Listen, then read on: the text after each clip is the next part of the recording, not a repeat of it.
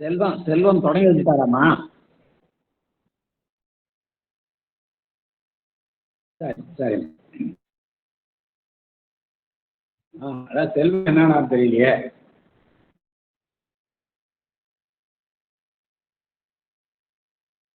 ஆஹா, செவ்வாய் கிரகம் அது. சரி சரி. வரமா வரான்.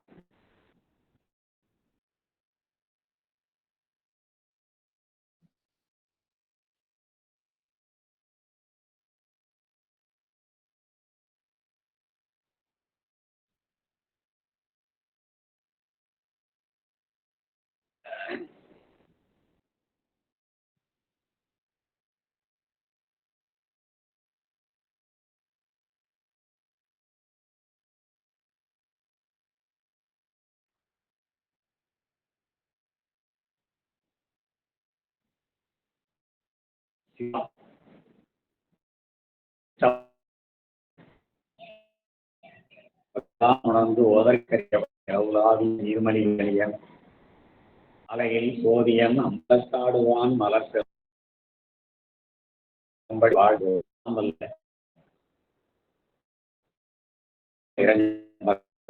ஆதீனம் ஸ்ரீலஸ்ரீ 24வது குருமகா சன்னிதானம் அவர்களின் பொன்னப்படி கமலங்களை மொழி நிகழால் திசை நோக்கி போற்றி பணிந்து வணங்குகிறேன். நம்முடைய கம்மல் கோமலை அவர்களை வாழ்கிறேன். நிகழ்ச்சியின் தொடக்கத்தில் திருவாசனம் மிகர்மையான திருவாசகத்தை விண்ணப்பித்த சிவத்தமதி பசலையம்மன் அவர்களை வணங்கி மகிழ்கிறேன். இந்த நிகழ்ச்சியில் பங்கு இருக்கிற நண்பர்கள் அத்தனை பேருடைய திருவடிகளையும் பணிந்து வணங்குகிறேன். ஓம் நமச்சிவாய அறக்கட்டளை, சைவ சித்தாந்த சபை,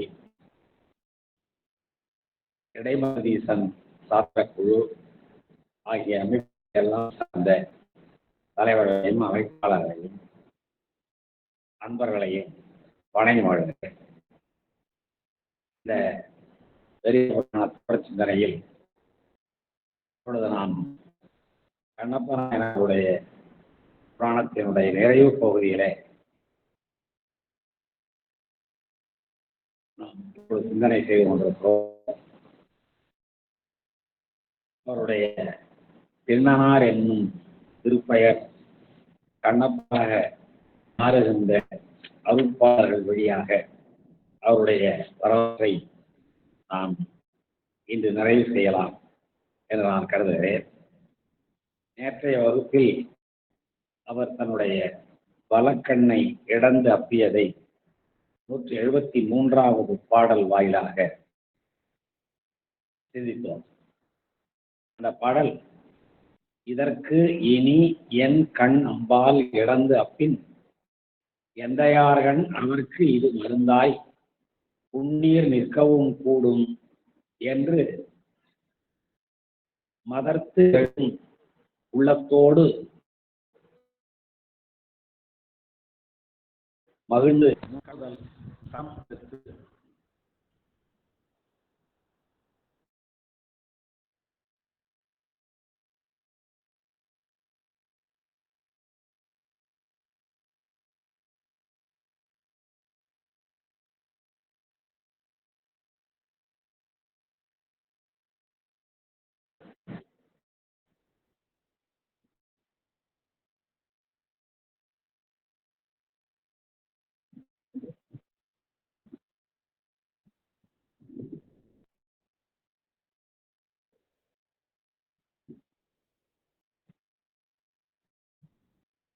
இடையே ஏற்பட்ட ஒரு தளங்கள், சிறு தளங்கள். நம்முடைய சேலம் அவர்கள் அவர்களுக்கு இங்கே இணையதளம் சரியாக கிடைக்காமையினாலே நீங்கள் தொடங்கிவிடுங்கள் என்று அவர் அன்பு கட்டளை இட்டிருக்கிறார்.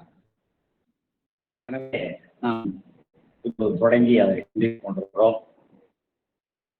நேற்றைய வகுப்பில் இந்த 173வது பாடல் வழியாக அவர் பெருமானுடைய வலக்கண்ணில் உதிரம் வருவதைக் கண்டு பல வகையான முயற்சிகளை எல்லாம் மேற்கொண்டு நிறைவாக ஊனுக்கு நோய் தீர்ப்பது ஊன் என்னும் உறுதிமொழியை பெற்றார். ஊனுக்கு உற்ற நோய் தீர்ப்பது என்பதை அவர் கேட்டறிந்திருக்கிறார். வள்ளுவர் சொல்லுவார், அகிலம் ஆயினும் கேட்க அது ஒருவருக்கு ஒர்க்கத்தின் ஊற்றாம் துணை என்பார். கற்கவில்லை என்றாலும் கூட ஒரு பெரும் குறைபாடில்லை. ஆனால் நல்ல கல்வி, அறிவு, கேள்வி ஆகியவற்றால் சிறந்து விளங்குகின்ற சான்றோர்கள் கற்றிலமாயினும் கேட்க, அவ்வாறு கேட்கின்ற கேள்வி சொல்லுமாறு ஏற்படுகிற பொழுது சேற்று நிலத்தில் எப்படி ஊழல் சொல்லுமோ அதை போல அந்த கேள்வி செல்வம் துணை செய்யும் என்று வள்ளுவர் சொல்வார். அதை போலவே இவரும் இந்த ஊனுக்கு ஏற்பட்ட புண்ணுக்கு மருந்து ஊன்தான், ஊனுக்கு உற்ற நோய் தீர்ப்பு அவர் பல முறை கேட்டிருப்பதனாலே அந்த கேள்வி செல்வமானது இப்பொழுது இந்த தளர்ச்சி வந்த பெரும் துணையாக இருந்து அந்த ஊழல் வேண்டும் என்ற உணர்வு தோன்ற பெருமானுடைய வழக்கண்ணிலிருந்து கொட்டுகிற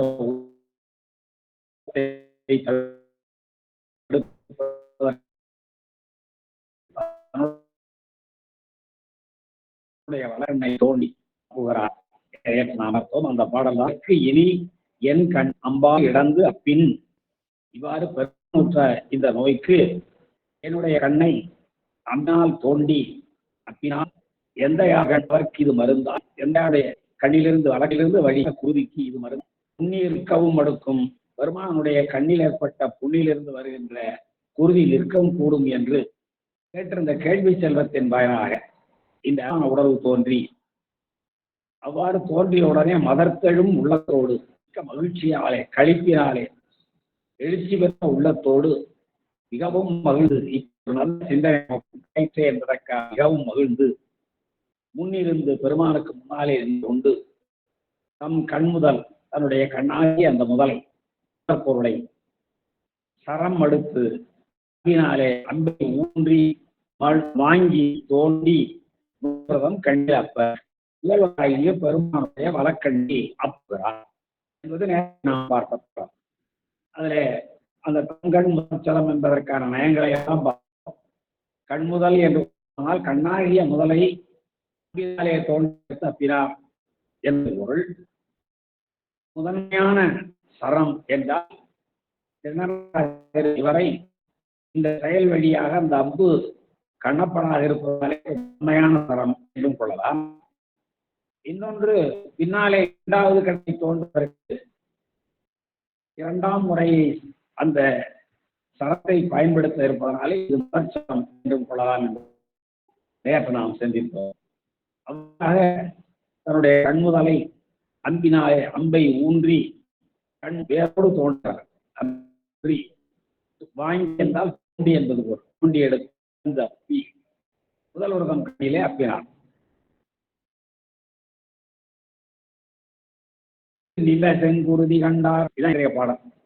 நின்ற செங்குருதி கண்டார், நிலத்தென்று ஏறப் பாய்ந்தார், குன்றென வளர்ந்த தோள்கள் கொட்டினார், கூத்தும் மாடி நந்துதான் செய்த இந்த மதியனன் அறிந்தோன்ற ஒன்றிய கழிப்பினாலே உம்மத்தர் போல மிக்கார் என்று அவருடைய மனநிலை மெய்ப்பாடுகளையும் மிகர்மையாக இந்த பாடல் குறிப்பிடுகிறார்.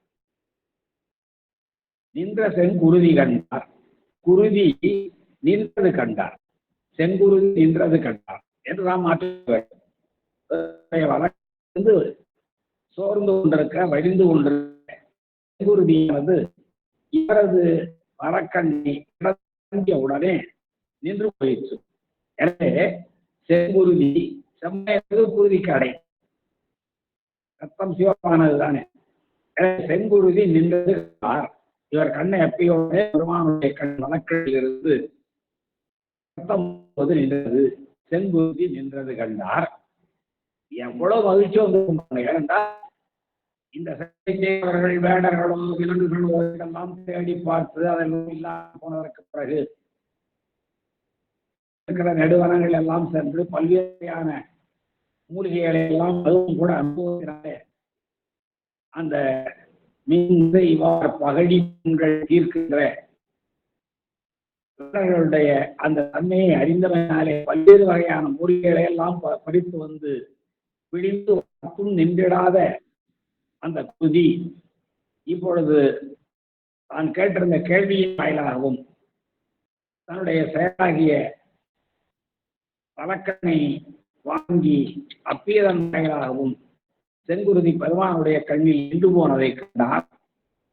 நிலத்தினின்று ஏறப்பாய்ந்தார். அந்த மகிழ்ச்சியினாலே வானளாவு துள்ளி குதிக்கிறார். நிலத்தில் இந்த தரையிலிருந்து வானத்துக்கும் இல்லைங்களா மகிழ்ச்சி வந்தார். அதே போல நிலத்தினின்று ஏறப்பாய்ந்தார். தரையிலிருந்து மேல் நோக்கி மகிழ்ச்சியினாலே குதிக்கிறார். குன்றென வளர்ந்த தோள்கள் கொண்டினார். தன்னுடைய மலை போன்ற திரண்ட தோள்களில் கொட்டி கொண்டு அறவாரி கொள்கிறார். திரண்ட தோள்கள் கொட்டினார். கூத்தும் ஆடி மகிழ்ச்சியின் விளைவாக கூத்து ஆடுகிறார். இதெல்லாம் பெருமானுக்கு முன்னாலே அன்பர்கள் அடியார்கள் செய்கின்ற செயல்தான். வெகுந்திலை குத்துடையான்கிறார் கண்கிலை பாடுகிலை பதைப்பதும் செய்கிலை என்றெல்லாம் அடிவாசக பெருமான் பாடுவார். அதுபோல பெருமானை கண்ட மகிழ்ச்சியினாலே அதுவும் பெருமானுக்கு ஏற்பட்ட அந்த நோயினை தீர்த்துவிட்ட மகிழ்ச்சியினாலே செங்குருதி நின்றமையை கண்டு நிலத்தினின்றும் ஏற பாய்ந்து துள்ளி குதித்து குன்றென வளர்ந்த தன்னுடைய தோள்களை மிகப்பெரும் தோள்களை தட்டினார். தட்டிக்கொண்டு மகிழ்ந்தால் ஆடுகிறார். தோள்களை கொட்டினார். கூத்தும் ஆடி கூத்தாடுகிறார். இதெல்லாம் மகிழ்ச்சியினால் ஏற்படுகின்ற நிகழ்ச்சியுடைய மெய்ப்பாடு. அவ்வாறு கூத்துமாடி நன்று செய்த மதி நான் செய்த இந்த செயல் மிகவும் நன்றானது. மதி என்றால் பொதுவாக அறிவு என்பது பொருள். அதன் விளைவாக எண்ணம் வந்தது. எண்ணத்தின் விளைவாக செயல் விளைந்தது. நன்று நான் செய்த இந்த மதி நான் செய்த இந்த மதி நன்று நான் செய்த இந்த செயல் மிகவும் நன்று. அப்ப அந்த மதி என்ற சொல் செயலை விளக்குகிறது. செயலுக்கு ஆகுபெயராக வருகிறது. மதி என்பது ஆகுபெயராய் செயலை உணர்த்திற்று என்பார்கள். நன்று நான் செய்த இந்த மதி இந்த செயலானது என்னுடைய வழக்கனை இழந்து பெருமானுடைய அந்த குறுகு கொள்ளுகின்ற நின்றமையை கண்டமையினாலே நான் செய்த இந்த செயல் மிக நன்று. நன்று நான் செய்த இந்த மதி என நகையும் போன்ற உள்ளத்தில் மகிழ்ச்சியும் போன்ற உள்ளத்தில் உவகை தோன்றினால் முகத்தில் மகிழ்ச்சி வரும். அந்த நகையும் போன்ற ஒன்றிய கைப்பினாலே இதற்கு முன்னாலே மிகப்பெரிய கவலை இருந்தது. பெருமானுக்கு ஏற்பட்ட அந்த குருதி அவருக்குத்தான் சோகத்தை உண்டாக்கவில்லை, இவருக்கு சோகத்தை உண்டாக்கியது. ஏனென்றால் அவர் அந்த இனத்தினை பிரிந்த செங்கன் ஏறு போல் என்று சொன்னால்தான் ஓமையில. அப்போ சிவபெருமானுக்கு இவரும் இனமாகிவிட்டார், ஏனாகின்றார், இறைவழியில் நின்றார், தன்மையை பெற்று விட்டார். எனவே அந்த சிவம் அடைகின்ற சோகத்தை இவர் அடைந்ததாக நம்முடைய தெய்வ சேக்கரார் குறிப்பிட்டார். எனவே ஒன்றிய அப்பொழுது மிக பெரும் கவலையும் சோகம் இருந்தது. அது ரெண்டும் இப்பொழுது அது எதனாலே வந்தது? கவலையும் சோகமும் என்றால் பெருமானுடைய கண்ணில் இருந்து உரம் வந்ததனாலே வந்தது. இப்பொழுது நின்றது, உறுதி நின்றது. எனவே மகிழ்ச்சி வந்தது. அந்த மகிழ்ச்சியினாலே நிலத்தினின்று ஏறப்பட்டார். குண்டன திரண்ட தோள்களை போட்டினார், கூத்து மாட்டினார். நான் செய்த இந்த செயல் மிக நன்று என்று மகிழ்ச்சி உள்ளத்திலே தோன்ற ஒன்றினாலே, அதாவது முன்னிருந்த கவலையும் முன்னிருந்த சோகமும் நீங்கியதற்கு பின்னாலே மிக்க மகிழ்ச்சி வந்தது. கவலையும் அதாவது ஒரு சேர நிகழ்கிறது. கவலையும் சோகமும் அணிகிற வரைக்கும் இது பொறுத்து இல்லை. எப்படி ஒரு இருட்டான அறையிலே விளக்கு கொண்டு போனோம் என்றால் விளக்கினுடைய இருடினுடைய அகற்சியும் ஒரு சேர நிகழ்வோம். விளக்கு முன்பாகவும் இருட்டு போகாது, விளக்கு வந்ததற்கு பின்னாலும் இருட்டு போகாது. வருகையும் நீக்கமும் சேர நிகழ்வு இவருடைய கவலையும் இவருடைய சோகம் நீங்க மிக்க மகிழ்ச்சி அடைந்தார். அதான் ஒன்றிய கழிப்பு, மனம் பொருந்திய மகிழ்ச்சி. அந்த மகிழ்ச்சி எப்படி இருந்தது என்றால் கவலையும் சோகமும் நீங்க உடனே இந்த மகிழ்ச்சி வந்தது என்று சொல்வதை விட ரெண்டும் ஒரே நேரத்தில் ஒரு சேர நிகழ்கின்றது. அவ்வாறு நடந்த உடனே உண்மத்தர் போல மிக்கார். உண்மத்தர் என்றால் வைத்தியர் பித்து பிடித்தவர் போல ஆனார்.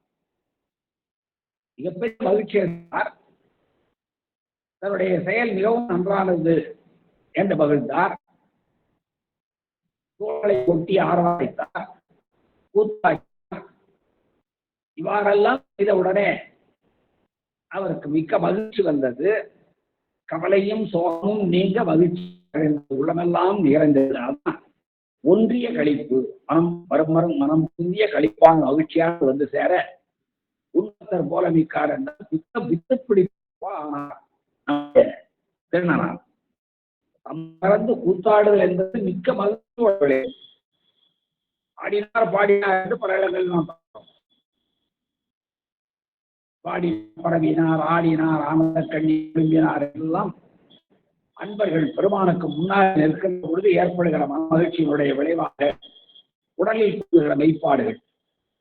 இப்பொழுது அவர்கள் தம்மை செயல்படுவார்கள். தம் பக்கத்தில் இருக்கிறவர்கள் நாம் கூத்தாடுகிறோமே, நாம் பாடுகிறோமே, நாம் ஆடுகிறோமே, அவர்களெல்லாம் என்ன நினைப்பார்கள்?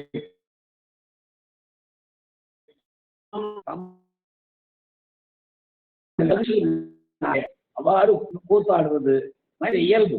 அதுதான் நம்முடைய கும்பிடுதலும் நட்டமிடுதலும், கும்பிடுதலும் நட்டமிடுதலும் கூத்தாடுதலும் இறுதியால் மெய்ப்பாடு என்று சித்தியாருடைய 12வது சூத்திரத்துக்கு ஒரு உரை விளக்கம் நாம் பார்த்திருக்கிறோம், பொழிப்புரையும் பார்த்திருக்கிறோம்.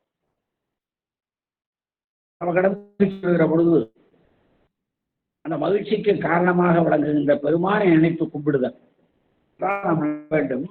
அடியார்களாக இருக்கிறவர்கள் பெருமானிடம் கும்பிடுகிறார்கள் மகிழ்ச்சியினால் என்றால், இந்த மகிழ்ச்சிக்கு காரணம் நான் இல்லை பெருமானே, இந்த மகிழ்ச்சியோ மற்ற செயல்களுக்கோ காரணம் நீதான் என்று அதனாலே கும்பிடுவதும் நடனமாடுவதும் கூத்தாடுவதும் வகை எழுதியால் நிகழ்ந்த. இங்கே இந்த வாக்கிற்கு கண்டவாறு இங்கே திருடனார் அரணனையே அணைந்தார், சிவத்தையே அணைந்தார், அவரை ஆசையோடு அடைந்தார், அவருடைய கருவம் தன் கருவமாக செய்தார். இங்க ஏகநாடுடைய பெருமான் செய்கின்ற செயல்களை நான் செய்ததாக கருதாமல் பெருமானுக்கு செய்ததாகவே கருதினார். பெருமான் செய்ய வைத்ததாகவே உணர்ந்தார். அருள் என்று தம்மை மறந்து அவரையே கும்பிட்டார், அர்ப்பித்தார். இங்கே பெருமானுடைய வழக்கண்ணிலிருந்து உதரம் கொட்டுவதை அவருடைய செயலாலே நின்ற செங்குருதி குருதி நின்றது கண்டு கூத்து மாட்டினார் என்று நம்முடைய தெய்வ சேக்கரார் சொல்லுகின்ற இந்த பகுதிக்கு உரை எழுதிய கயப்பாக்கம் சதாசிவ செட்டியார் என்பவர் மிகப்பெரிய புராண உபன்யாசகர். இவரிடம்தான் நம்முடைய சிவகவிமணி ஐயா அவர்கள் 2.5 ஆண்டுகள் தொடர்ந்து பெரிய உரையை கேட்டார்கள். அந்த கயப்பாக்கம் சதாசிவ செட்டியார் உரை சொல்லுகிற பொழுது எல்லாம் குறிப்பாக எடுத்து வைத்துக் பொழுது இந்த மாபெரும் உரை விளக்கம் சிவகவிமணி ஐயா அவர்கள் செய்கிறார்கள் என்றால் எந்த அளவுக்கு ஆழமான பதனையினை அவர் செய்திருக்க வேண்டும் என்பதை நாம் உணர்ந்து கொள்ளலாம். அந்த கயப்பாக்கம் சதாசிவ செட்டியார் அவர்கள் குறிப்பிடுகிற போது இந்த நிலையில் ஜீவன் முக்த நிலையாகிய பரம உபசாந்தத்தை அடைந்தார் திண்ணனார் என்று குறிப்பிடுகிறார். அந்த பரம உபசாந்தம் தான் இங்கே உண்மத்தர் போல மிக்கார் என்று நம்முடைய தெய்வ சேக்கரார் சுவாமிகளாலே குறிப்பிடப்படுகிற செய்தி 174வது பாடல் நான் மீண்டும் ஒரு முறை படித்து விடுகிறேன். இந்த செங்குருதி கண்டார், செங்குருதி நின்றது கண்டார், நிலத்தினின்று ஏறப்பாய் அந்த கால் நிலத்தில் பாவாமல் வானோக்கி பாய்கின்றார். உலக இயல்ல தலைகால் புரியாமல் ஆகிறான் என்பார்கள், குதிக்கிறான் என்பார்கள். அப்படி ஒரு மகிழ்ச்சி. குன்றன வளர்ந்த தோள்கள் கொட்டின. முன்னாடி அந்த பெரிய தோள்களிலே இருந்த சிலை நழுவி விழுந்தது. பெருமானுடைய வரக்கண்ணில் உதரத்தை தூரத்தே கண்டபொழுது அருகே இருந்து பார்க்கிறார். அப்போது கையில் இருக்கிற கல்லையில் இருந்த நிவேதன அம்பு கீழே சிந்துகிறது, வாயில் இருந்த அந்த நீர் சிந்துகிறது, தலையில் கொண்டு வந்திருந்த அந்த பள்ளித்தாமம் சேர்ந்து போகிறது, தன்னுடைய கையில் இருந்த வில்லும் நழுவி விழுகிறது. அந்த அளவுக்கு அவர் அப்போது மெலிந்து போனார். இப்பொழுது பூரிப்பின் விளைவாக இந்த தோள்கள் பூரித்தன. வளர்ந்த தோள்கள் என்றார். ஒன்று போல் வளர்ந்ததான். இப்போ மகிழ்ச்சியினாலே அகப்பொருள்ல இப்படி எல்லாம் சொல்வார்கள். நம்முடைய அகப்பொருள் பாடல்ல தலைவனுடைய தீவிரத்தினாலே வருகிற தலைவியினுடைய உடம்பை போய் அவள் கையில் இருக்கிற அலையர்களெல்லாம் கடந்து போகும். தலைவனுடைய பிரிவாக்காமையினாலே தலைவி மெலிந்து போவாள். மெலிந்து போனவையினாலே அவள் கையில் அணிந்திருக்கிற வளையர்களெல்லாம் கடந்து போகும் பொருள் துறையில. ஆனா அதே தலைவன் திரும்பி வந்து அவளை கூடிய பொழுது அவளுடைய உடல் பூரித்து போகும். மகிழ்ச்சியினாலே உடல் பூரித்து போகும். அப்பொழுது அவள் கையில் அணிந்திருக்கிற வளையல்கள் பூரிப்படைந்தவையினாலே உடைந்து சிதறி போகும் என்று தலைவனை விரிந்த நிலையில் ஏற்பட்ட சோகத்தையும் தலைவனை கூடுகிற பொழுது ஏற்படுகிற அந்த மகிழ்ச்சியின் வளர்ச்சியையும் அகப்பொருள் இலக்கியங்கள் மிக அருமையாக பாடிக்காட்டும். அது சிற்றின்பம். அதேதான் இங்கே பேரின்பம். பெருமானுடைய கண்களிலிருந்து பொழுது இந்த செங்குருதி நிற்பதை கண்டவுடனேயே இவர் நிலத்தினின்றும் தாவி பாய்ந்த மகிழ்ச்சியை கொண்டாடினார். குண்டென வளர்ந்த தோள்கள் முன்பு மெலிந்து அந்த தோள்களில் சுமந்திருந்த வில்லும்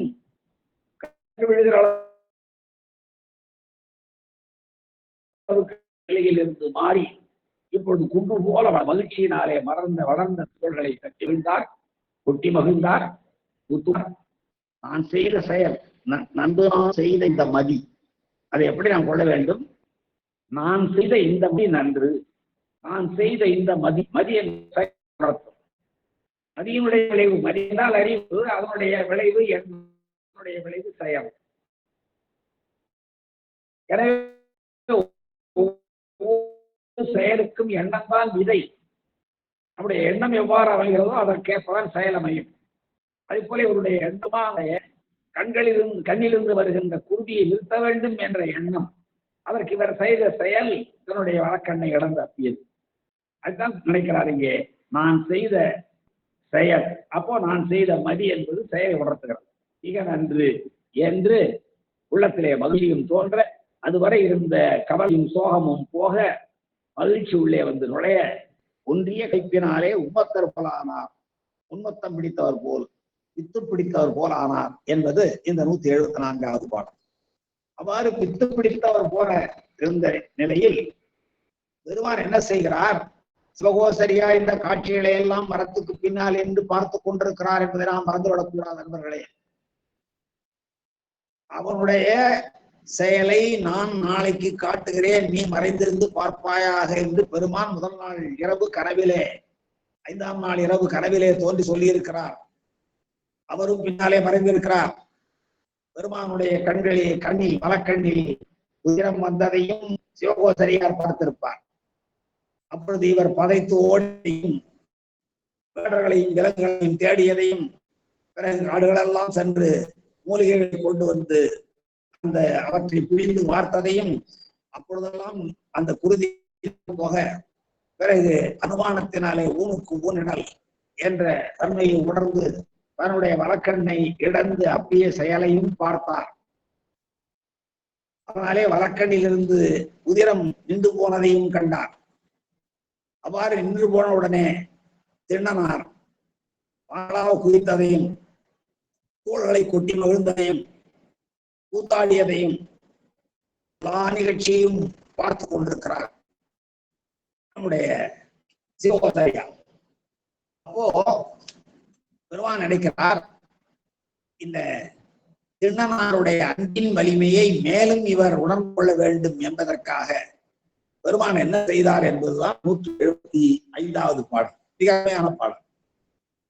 வரத்திருக்கண்ணில் கண் அப்பிய வல்லார் தம் நலத்தினை பின்னோட்ட நாயனார் மற்றை கண்ணில் உலப்பில் செங்குதிவாய கண்டனர். உலகில் வேடர் உலப்பெரும் தவத்தால் வந்த கொள்கையின் உம்பரவேளா. இங்கே நம்முடைய திருநனாரை குறிப்பிடுகிற பொழுது எப்படி சொல்லுகிறார்? இந்த வாழ்கிற இந்த உலகை வேடர் குலப்பெரும் தவத்தால், வேடர் குலம் செய்த பெரும் தவத்தினாலே தோன்றியவராம் திருநனார். அந்த குலத்திலே நிச்சயமாக அந்த குலம் செய்த தவத்தினாலே தோன்றியவர் தான் இவர். வேடர் குலப்பெரும் தவத்தால் வந்த தோன்றிய கொள்கையின் மேலா, தன்னுடைய தான் பிடித்த கோட்பாட்டிலே தேவர்களுக்கும் மேலாக விளங்கியவராகிய திருநனார் என்று நான் கொள்ளுது. கொள்கையின் உம்பர் மேலா, உம்பர்னா தேவர்கள், தேவர்களுக்கும் மேலானவர் எப்படி என்பதை நான் பின்னால் எடுத்துக்கலாம். இப்பொழுது பாடலை பார்ப்போம். வலத்து கண்ணில் தங்கண் அப்பிய வல்லார். இப்போ வலக்கண்தான் பெருமானுக்கு உறுதி சோர்ந்தது. அதை போக்குவதற்கு முயற்சிகளுக்கு பின்னாலே தன்னுடைய தன் கண் முதல் சரம் மடுத்து வாங்கி என்றார். பார்த்தோம். அப்போ வலத்திருக்கண்ணில் தம் கண் அப்பிய வள்ளலார். வலத்திருக்கண்ணில் தம் கண் அப்பிய வள்ளலார் என்கிறார். வள்ளலார் யாரை நாம் சொல்லுவோம்? பெருமானைத்தான் சொல்லுவோம். யார் ஒருவர் பயன் கருதாது கொடுக்கிறார்களோ அவர் தான் வள்ளலார். வள்ளாடுகளில் இருக்கிற பெருமானுக்கு வள்ளல் என்று பெயர். திசைகளிலும் 4 வள்ளல்கள் இருக்க நடுநாயகமான வள்ளலாக வீட்டிருக்கிறார் மயிலாடுதுறையில் இருக்கிற பெருமான். அவருக்கு வள்ளல் என்று பெயர். மேற்கே ஒரு வள்ளல் மூவலூரிலே, தெற்கே ஒரு வள்ளல் பெருஞ்சியிலே, கிழக்கே ஒரு வள்ளல் விளநகரிலே, வடக்கே ஒரு வள்ளல் திரு இந்தலூரிலே. இப்படி 4 திசைகளிலும் 4 வள்ளல்கள். அதாவது வாக்கு காட்டும் வள்ளல், கை காட்டும் வள்ளல், குறை காட்டும் வள்ளல், அடிகாட்டும் வள்ளல் எல்லாம் 4 திசைகளிலும் 4 வள்ளல்கள் இருக்க நடுநாயகமான வள்ளலாக வீற்றிருக்கிறார் வள்ளல் மா மயிலாடுதுறை அரண் என்று. வள்ளல் மா மயிலாடுதுறை அரண் என்றே நம்முடைய நாவுக்கரசர் பாடுவார். கொள்ளும் காதன்மை பெய்தும் கோல்வளை உள்ளம் உள்கி உரைக்கும் திருப்பெயர் என்று பாடல்ல வள்ளல் மா மயிலாடுதுறை வெள்ளம் தாங்கும் பெயரை வேண்டியே என்று பாடுவார். வள்ளல் மா மயிலாடுதுறை உரை வெள்ளம் தாங்கும் பெயரை வேண்டியே என்று பெருமானை வள்ளலாக சொல்வது மரபு.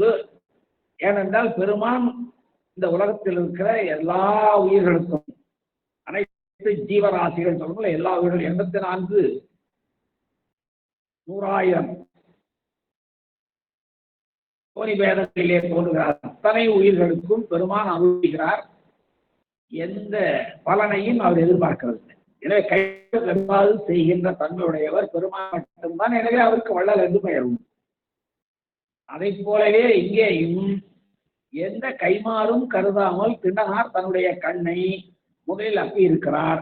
மீண்டும் அவ்வாறு செய்வாரா என்பதை, செய்வார் என்பதை பின்னும் சிவகோசரியாருக்கு காட்டுவதற்காக பெருமான் ஒரு செயலை செய்கிறான். பெருமான் எதை செய்கிறாரோ, எதை எண்ணி செய்கிறாரோ அதை அப்படியே செயல்படுத்துவதனாலே வள்ளல் திருநனாரை குறிப்பிடுகிறார். வள்ளல் என்றால் யார் என்பதற்கு விளக்கம், அப்பயன் புரியாது தன் பயன் கருதாது வேண்டுவார் வேண்டியவாறே நல்கும் அருளுடைமைதான் வள்ளன்மை. தன்னுடைய பயன் எதையும் கருதாது. இதை செய்தால் இந்த பயன் நமக்கு கிடைக்கும் என்றால் அது வணிகம், அது வியாபாரம். இதை செய்தால் இந்த பயன் கிடைக்கும், பெருமானை நாம் உனக்கு அபயம் செய்தால் எனக்கு நீ இந்த பயனை தா என்றால் பெருமானிடம் நாம் வியாபாரம் செய்கிறோம். என்று பொருள். அப்படியெல்லாம் செய்யக்கூடாது. அதை கூட மணிவாசகப்பட்டம் வேடிக்கையாக பாடி காட்டுவார். தந்தது உந்தன்னை கொண்டது எந்தன்னை சங்கரா அருவதோ சதுர நெருகிறார். அந்தம் ஒன்றில்லா ஆனந்தம் பெற்றேன் அது நீ பெற்றது ஒன்று என்பால் நன்றாக பெருமானே, நீ உன்னை எனக்கு தந்ததனாலே அந்தமில்லா ஆனந்தம் பெற்றேன், முடிவே இல்லாத ஒரு பேரின்பத்தை என்னையும் பெற்றதனாலே நீ என்ன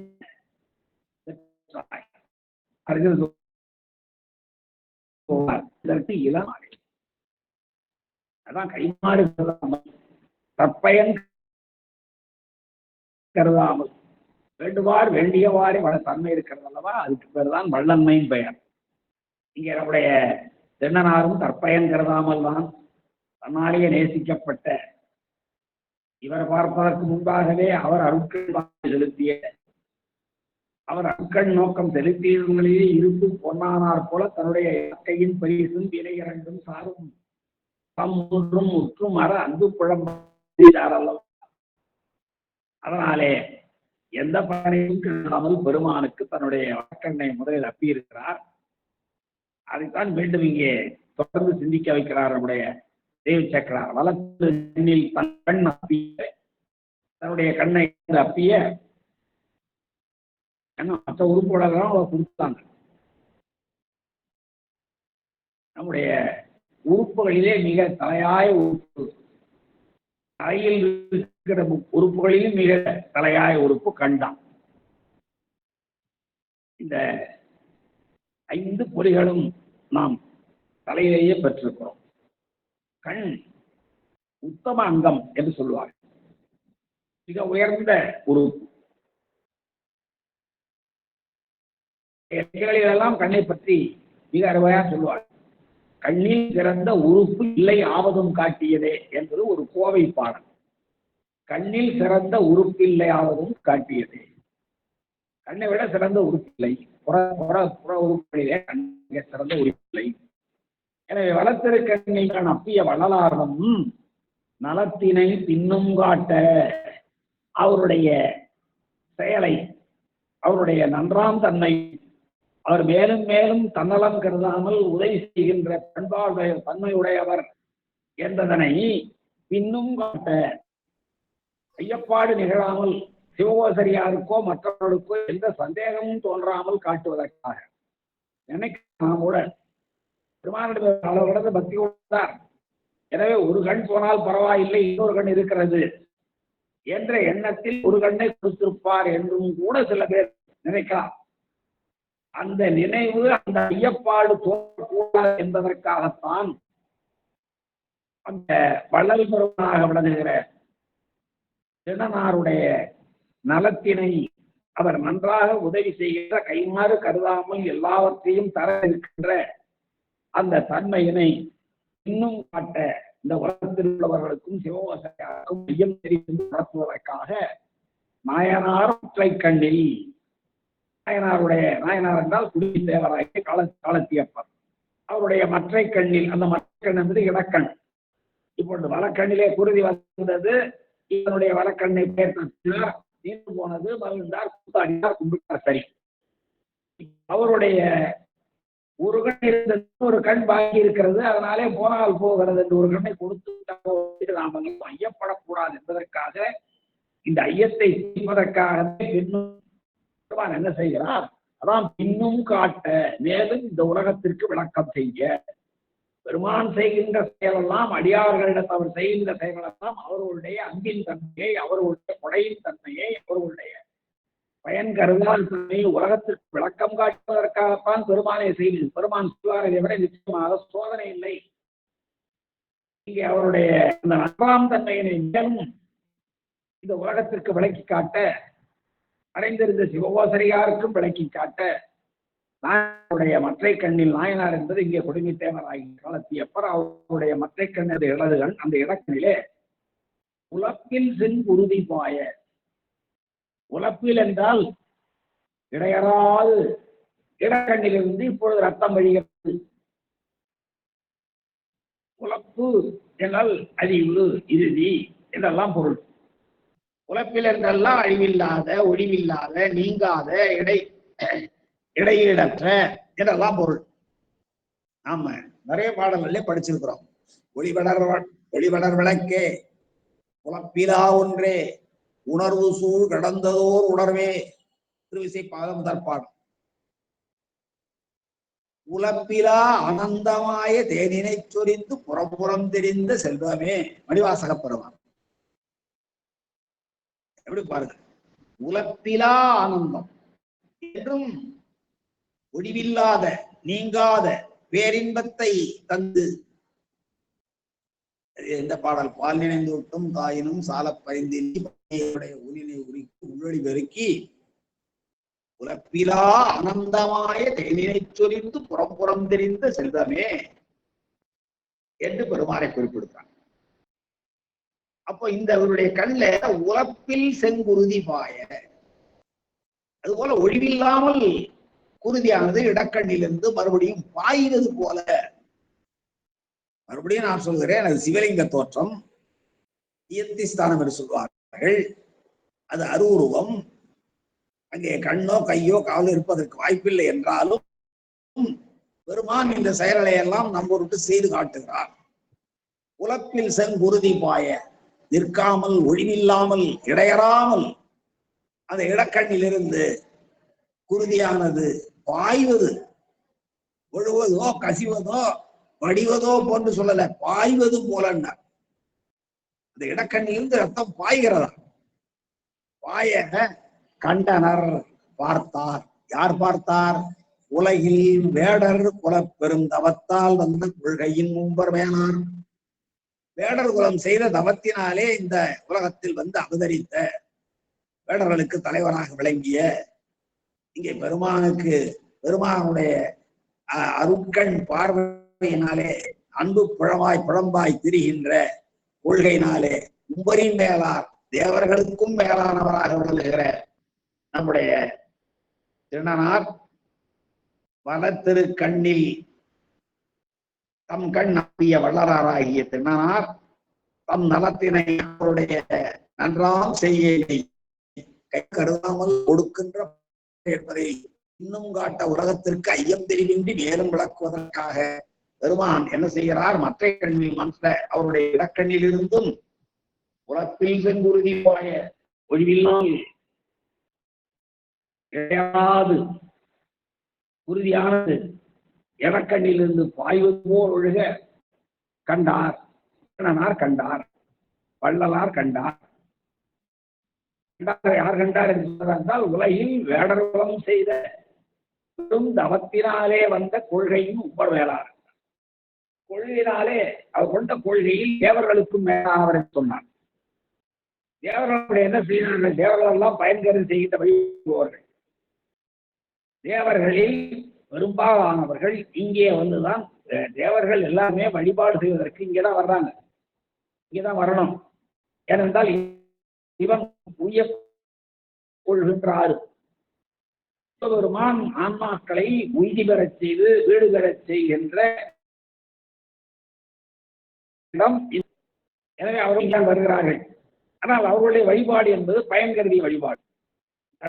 திருநனாருடைய வழிபாடு என்பது கைமாறு கருதாத வழிபாடு. அதனால்தான் வள்ளல் என்று குறிப்பிட்டார். நம்முடைய தேவர்களிலே யாரெல்லாம் தேவர்கள் சொல்றோம்? பிரமனையும் திருமாலையும் இந்திராதி தேவர்களையும் தேவர்கள் என்று குறிப்பிடுவோம். அந்த தேவர்களிலும் மேலானவர் நம்முடைய திருநனார். தான் கொண்ட கொள்கையில் தேவர்களை விடவும் மேலாக விளங்கினார். எப்படி என்றால், திருமாலும் தன்னுடைய கண்ணை பெருமானுக்கு அர்ச்சித்தார். திருமாலும் தன்னுடைய கண்ணை அர்ச்சித்தார். உங்களுக்கு தெரிய, திருவிழமையில நாள்தோறும் 1000 மலர்கள் கொண்டு பெருமானை வழிபாடு செய்கின்ற திருமால் எதற்காக வழிபாடு செய்கிறார் என்றால், சக்கரம் வேண்டி வழிபாடு செய்கிறார். அந்த சக்கரத்தை பெறுவதற்காக நாள்தோறும் 1000 மலர்கள் கொண்டு அர்ச்சிக்கின்ற திருமாலுக்கு ஒரு நாள் ஒரு மலர் புடைய அப்பொழுது தன் கண்ணை பெருமானுடைய திருவடிகளில் தாமரை மலராக சாத்துகிறார். அதனால்தான் திருமாலுக்கு புண்டரீகாட்சம் என்று ஒரு பெயர் உண்டு. புண்டரீகம் என்றால் தாமரை, அக்ஷம் என்றால் கண். தாமரை கண்ணன் என்று திருமாலுக்கு பெயர் வருவதற்கு காரணமே, நித்தம் 1000 பூ கொண்டு வழிபாடு செய்கின்ற நாள் இரவில் ஒரு நாள் ஒரு பூ குறைத்தனுடைய கண்ணை பெருமானுடைய அடியில் சாத்தினார். எதற்காக சாத்தினார் என்றால், ஆணையை பெறுவதற்கு, சக்கரத்துவதற்கு. அதைத்தான் நம்முடைய அருளாளர்கள் எல்லாம் பாடியிருக்கிறார்.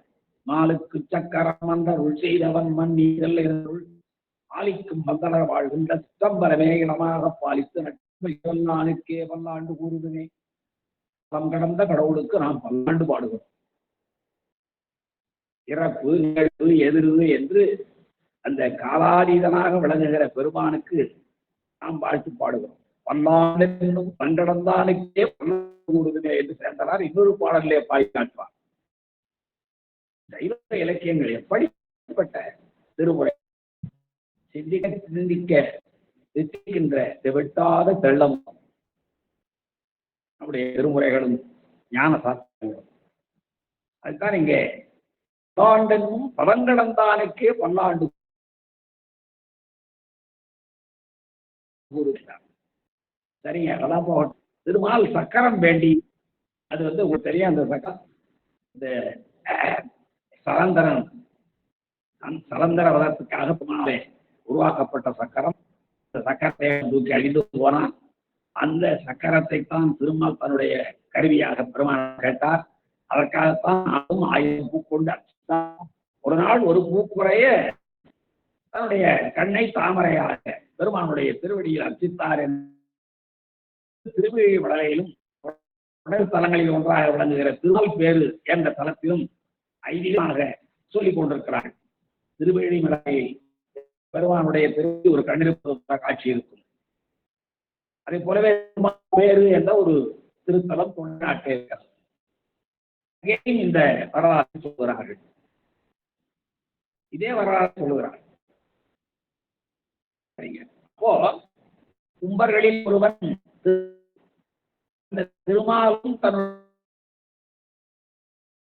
கண்ணை பார்த்தான். ஆனால் இவரும் தன்னுடைய கண்ணை பெருமானுக்கு அப்பினார், அப்பவும் இருக்கிறார். கும்பரின் இவர் மேலாளராகிறார். திருமாலாகிய தேவதேவனுக்கும் இவர் மேலாளராக ஆகிறார் என்றால் ஏன் என்றால், திருமாலினுடைய கண்ணை கொடுத்த அந்த நிலை, கண்ணை பிடிங்க அந்த நிலை என்பது காமிய வழிபாடு, பயன் கருதிய வழிபாடு.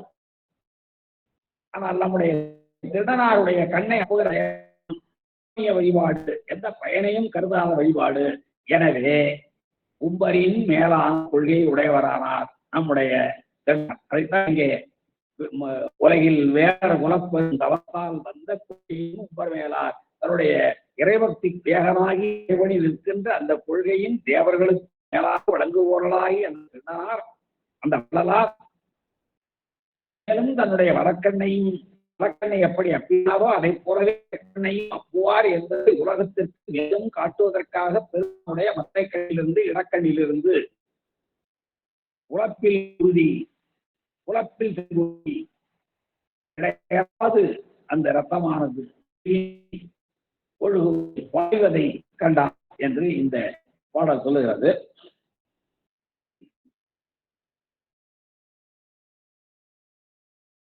அடுத்த பாடல் கண்டவின் எதனைகளின் மற்றை கண்ணி ஒரு செங்குரிவாய கணர்.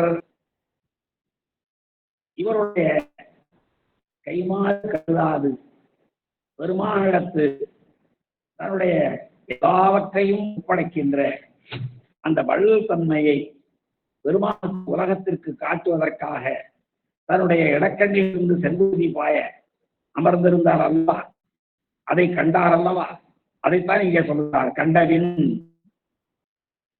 அவருடைய இடக்கண்ணிலிருந்து அப்பில் செங்குருதி வாய்வதை கண்டவின் கெட்டேன் கெட்டேன் அப்படி அத்தனுக்கு அடுத்தது என்ன கெட்டேன் என்று இந்த பறவைகள் உதிரம் காட்டும் பறவைகள் தீய சபரமாக வந்தபோது என்னுடைய தலைவருக்கு என்ன ஆயிற்றோ என்று அந்த கெட்டேன் என்ற அந்த அதாவது வருகின்ற இரக்க குறிப்பு சொல்லுதான் கெட்டேன் என்பது நம்முடைய பத்திரங்களிலே பெரிய காலத்திலே பார்க்கலாம்.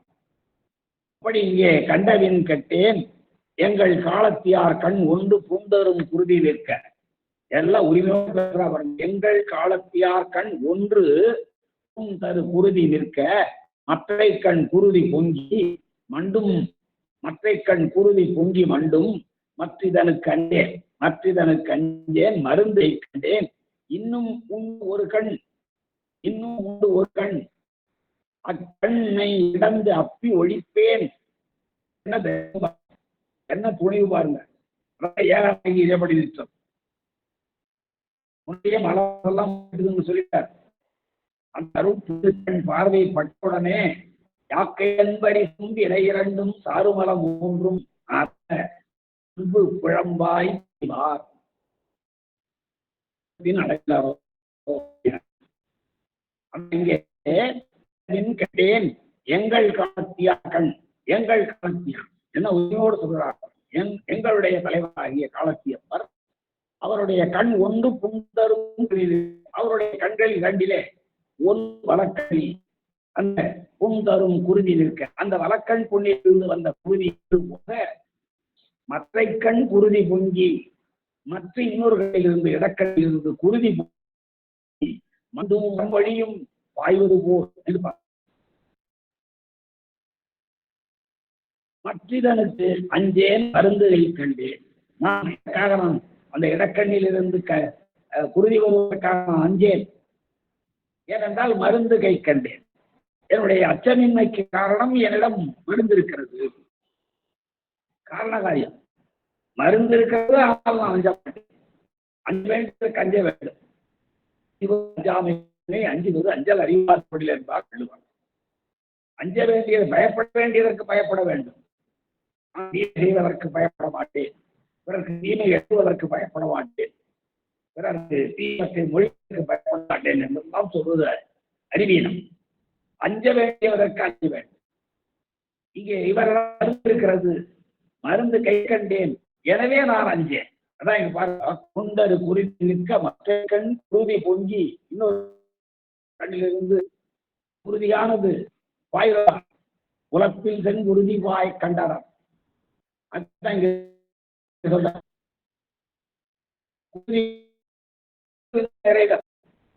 வாய்கள் அல்லவா கண்டும் இதனுக்கு அஞ்சேன் மற்ற இதனுக்கு என்னிடம் மருந்து இருக்கிறது. எனவே இவ்வாறு அந்த வருமானால் இதற்கு அஞ்சேன். ஏன் அஞ்சேன் என்றால் மருந்து கை கண்டேன். என்னிடம் மருந்து இருக்கிறது. கண்ணில் குருதி குட்டிய பொழுது அதற்கு வேறு மூலிகைகளை எல்லாம் முயன்று பார்த்து முடியாமல் போன உடனே தானே ஊனுக்கு நோயற்றமானால் ஊனை நான் மருந்தாக கொள்ள வேண்டும் என்ற அந்த பழமொழி செய்து பக்கண் குருதி சோர்வதை நிறுத்தினார் அல்லவா. அந்த உறுதி இருந்தமையினாலே மருந்து கை கண்டேன். என்னிடம் மறுக்கிறது.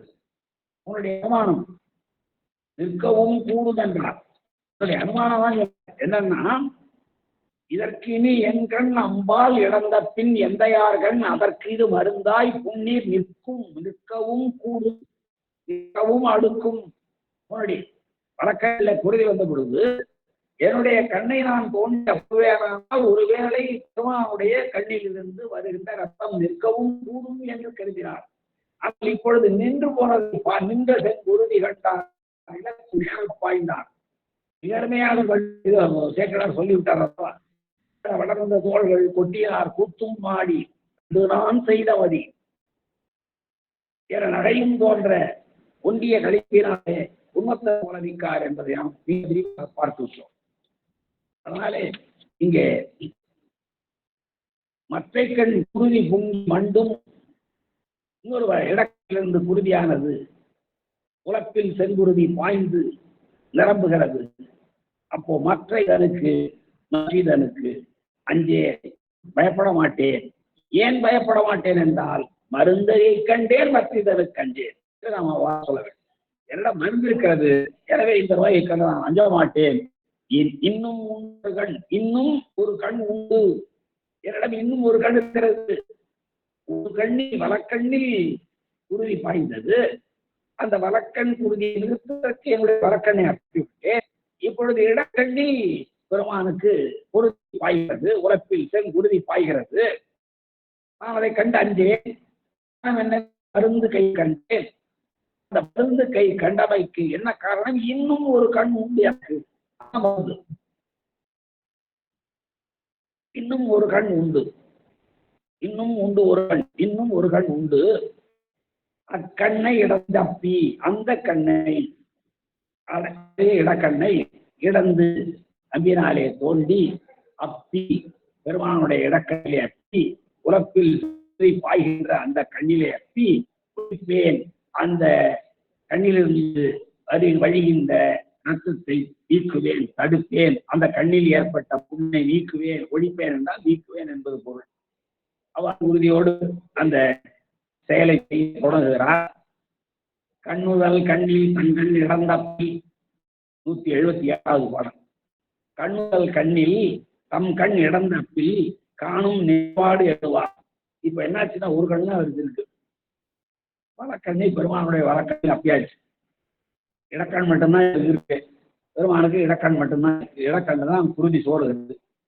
இப்போ இந்த இடக்கண்ணை தோண்டி அப்பினால், இடக்கண்ணை தோண்டியதற்கு பிறகு பெருமானுடைய இடக்கண் எங்கே இருக்கிறது என்பது இதற்கு எப்படி தெரியும்?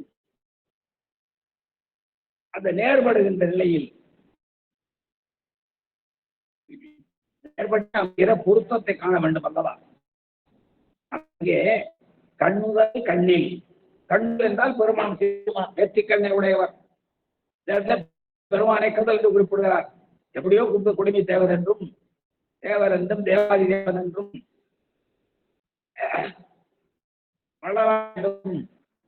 பல்வேறு வகையாக பெருமான் கழித்து வந்த தெய்வ சேக்கரத்தை கண்ணுதல் என்று குறிப்பிடுகிறார். நெற்றிக்கண்ணை உடையவர் என்றால் அந்த கண் அங்கண்மை நகரமாக கருணையின் அடையாளமாக. ஆனாலும் இவரும் மலை நோக்கி முதலில் ஏறி செல்கிறது. முதல் ஏறி செல்கிறது அந்த அங்கணர் கண் நோக்கம் இவர் மீது படுகிறது. அந்த திருக்கண் நோக்கம் இவர் பார்ப்பதற்கு முன்பாகவே பெருமானுடைய திருக்கண் நோக்கம் இவர் மீது படுகிறது. அவ்வாறு பட்டவுடனேதான் அந்த அருத்திருக்கண் நோக்கத்தினால் இவருடைய யாக்கை உடம்பின் தன்மை மாறுகிறது. என இரண்டு புரிகிறது. சாறுபலம் மூன்றும் அற்று போகிறது. எதிர்படித்தால் மரமாய் தன்னோடு வலிமை என்று அந்த சூத்திரத்தினுடைய இயக்கணத்துக்கு இலக்கியமாக இருக்கிறார் நம்முடைய திருநனார்.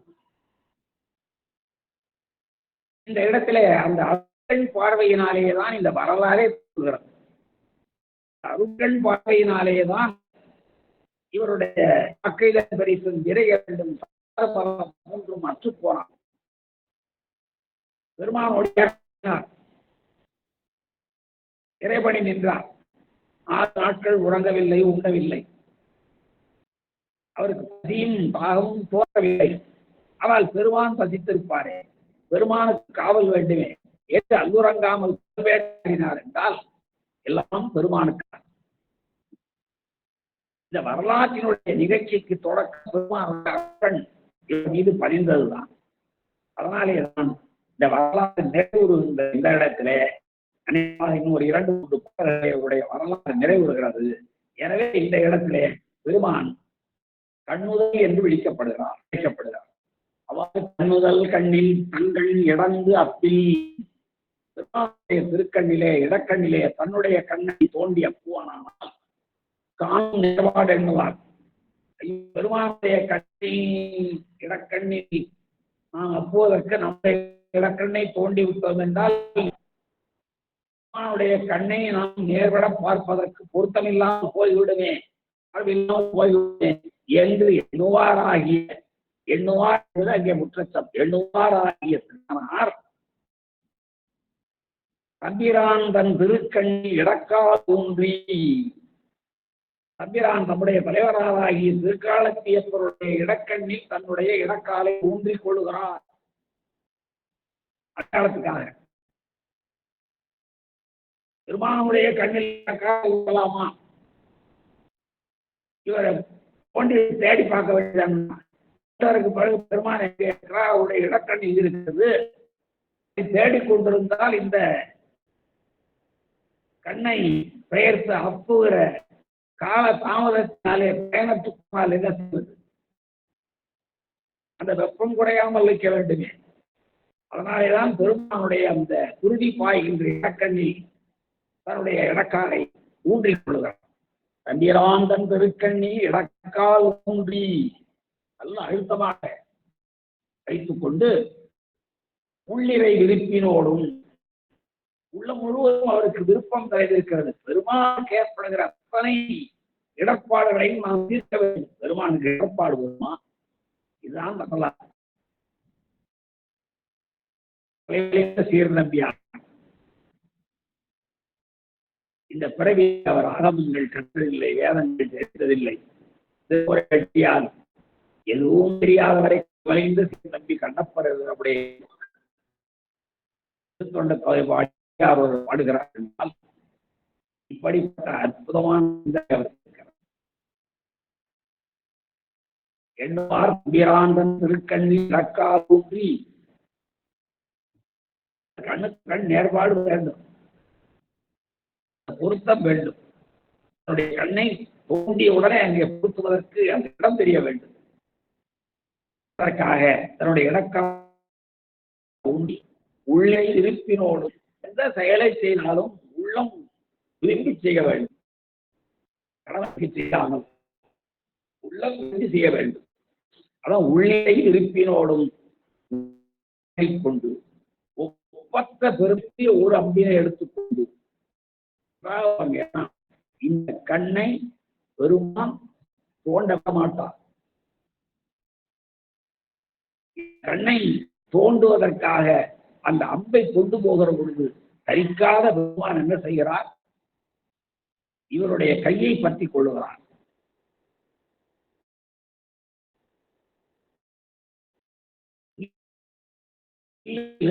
என்றால் அந்த பெருமாள் நெல்லில் கட்டுகிறார்.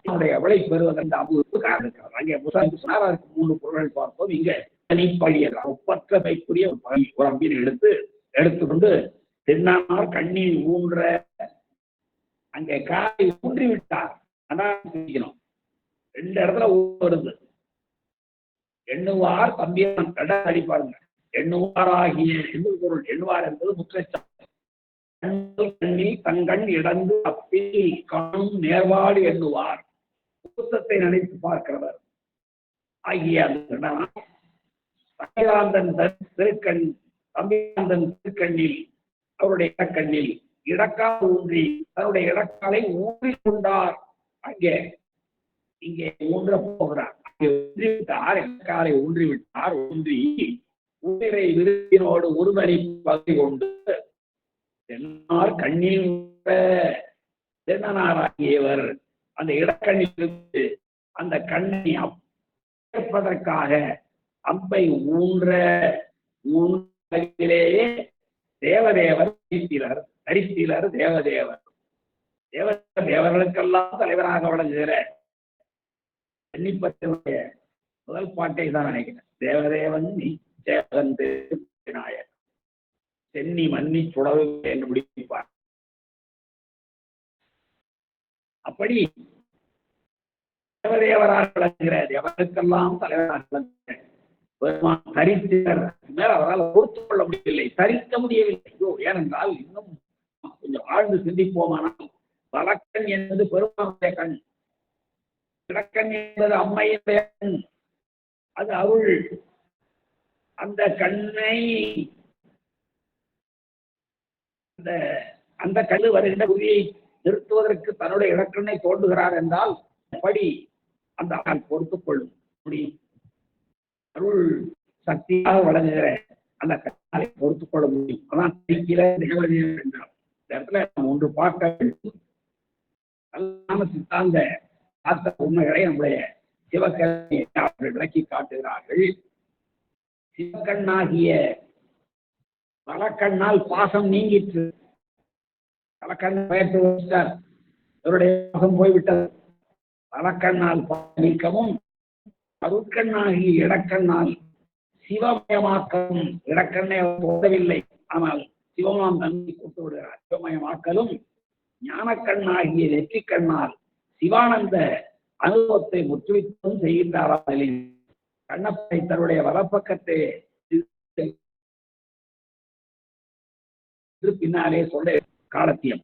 இங்கே பின்னனார் கண்ணீர் ஊன்ற, அங்கே ஊன்றி விட்டார், காலை ஊன்றி விட்டார். இங்கே தோன்றுதல், ஊன்றுதல் என்றால் அங்கே வாழ்வதற்காக அழுத்தி தோன்றுதல். முன்னாடியே பார்த்திருக்கோம். அதான் பாருங்க, அதாவது எல்லா சொல்லும் மிக பொருள் வாய்ந்த இடமாடல் என்றால்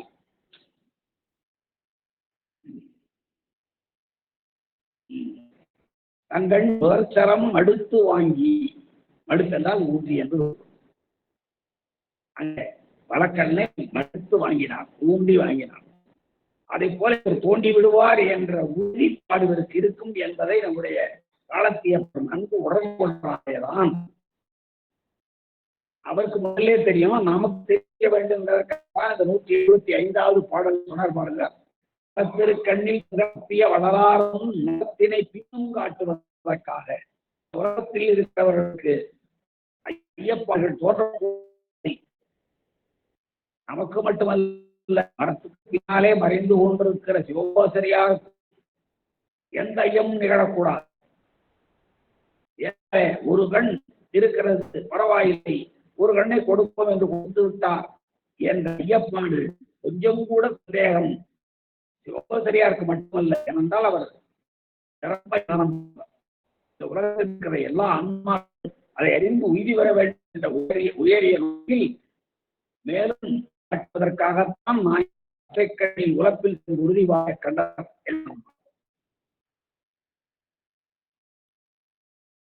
கண்ணுதல் கண்ணில் தங்கண் இடந்த அப்பில் 157 படித்த பாடம். இடந்தல் இடத்து என்னும் அப்பில் நேர்பாடு எண்ணுவார்.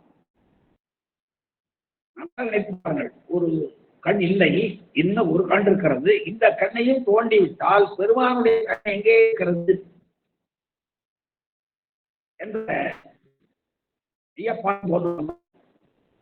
அந்த குழப்பம் தோறாதிருப்பதற்காக தன்னுடைய பொருத்தம் சரியாக அமைய வேண்டும் என்பதற்காக தன்னுடைய இடக்காலை பெருமானுடைய இடக்கண்ணில் ஊன்றிக் கொண்டான். இடக்கால் வந்து உள்ளிறையில் இருப்பினோடும் அப்பொழுதும் கூட அவருடைய மனமெல்லாம் பெருமானுடைய கண்ணில் இருந்து உதரம் கொட்டு நிற்க வேண்டும் என்ற மனமெல்லாம் நிறைந்திருக்கிற அந்த ஆர்வம்தான். ஒரு பகை கொண்டு ஒப்பற்ற பெருமைக்குரிய ஒரு அம்பெடுத்துக் கொண்டு ஒப்பற்ற பெருமைக்குரிய அம்பு என்று ஏன் அதை சொல்லுகிறார் என்றால், இந்த அம்பு கண்ணை தோண்ட போவதில்லை. அந்த ஊன்றுகிற நிலையிலேயே பெருமானால் தரிக்க முடியாத அளவுக்கு இவருடைய கையை பற்றி கொண்டு தடுக்கிற அளவுக்கு செயலை நிறுத்துகிற அளவுக்கு கற்றலை இடுகிற அளவுக்கு பெருமானுடைய செயலை உருவாக்கியமையினாலே இந்த பகழி ஒரு தனி பகழி ஆயிற்று. ஒரு தனி பகழி கொண்டு தானார் கண்ணீர் ஊன்ற தேவதேவர் தரிக்கல. 178வது பாடல். செங்கண்வெள் விடையின் சொல்லுகிறார். செங்கண்வெள் விடையின் பாடல் தென்னார் அம்மை ஆண்டனர் திருக்காலத்தி அற்புதர். எப்படி காலத்தினாதரை தேவரை பெருமானை விழிக்கிறார் பாருங்கள். எப்படிப்பட்ட செயலெல்லாம் சொல்லுகிறார். செங்கண்வெள் விடையின் பாகர், சிவங்களை உடைய இயற்கை அடையாது. நாளைக்கு சிவந்த கடைய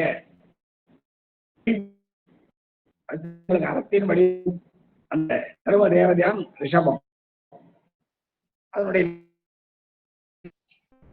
உடையானை தீயதிகளான சிராப்பள்ளி மேல் வந்த பெருமான் அன்றுடையானை தீயதிகளானை ஒன்றுடையானை உமையொரு உடையானை சென்றடையாத திருவுடையானை சிராப்பள்ளி குன்றுடையானை கூரை குளியம் என்று பாடுவார். அரை வெள்ளேறு வெள்ளிடை செங்கண் வெள்விடையின் பாகர். பாகர் என்றால் அந்த விடை மீது ஏறி ஊர்ந்து செல்பவன் என்பது பொருள். ஊர்ந்து ஊர்பவன். மங்கை வாகர் என்று சொல்வது என்பது பாகம் என்று சொல்லிருக்கிறது. பாகன் என்ற சொல் இடப்பாகன் என்றால் இடப்பக்கத்திலே அம்மை உடையவர். ரெண்டு பேர் இடப்படத்தில் வச்சிருக்கார். திருமாலையும் வைத்திருக்கிறார், அம்மையும் வைத்திருக்கிறார். அத பாடி காட்டுவார். மாடும் பாம்பனையானுக்கும் பட்மாடும் பாம்பனையானுக்கும், பாம்பனையான்னா ஆதிசேரனை படுக்கையாக கொண்டு படுத்திருக்கிற மகாவிஷ்ணுவுக்கும், பாவை பெண்களில் நல்லாளாகி உமைக்கும் பெண்ணி நல்லாளோடு பெருந்தகை இருந்ததே. பாவை நல்லாள் என்று இங்கு குறிப்பிடுகிறார் சுவாமிகள் என்றால் உமையம்தான் பெண்ணின் நாளோடும் பெருந்தகை தருவது போல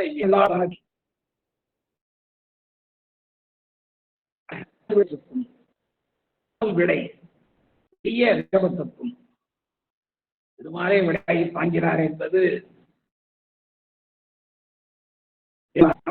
கொண்டு விடை என்பது மிகப்பெரிய ரிஷபம். ஊரும் செல்கின்ற ஊரி மாலை ஏற்றுக்கும் இந்த பாகன் என ஒரு சொல்லை வைத்த உண்மையும் ஒரு பாகத்தில் கொண்டிருக்கிறார். படமாடும் பாம்படையானாகிய திருமாலை ஒரு பாகத்தில் கொண்டிருக்கிறார். இந்த வெள்ளிடை பாகனாக இருந்து இயக்குகிறார். எனவே பாகன் என்ற சொல்லுக்கு பாகமாக கொண்டவர் என்றும் ஊரியாக இயக்குவோர் என்றும் இரண்டு பொருள் உண்டு. இந்த ரெண்டு பொருளையும் வைத்து பாடியிருக்கிறார் நம்பியாரூர் என்பதை பார்த்து நாம் அடுத்த செய்திக்கிறோம். செங்கண்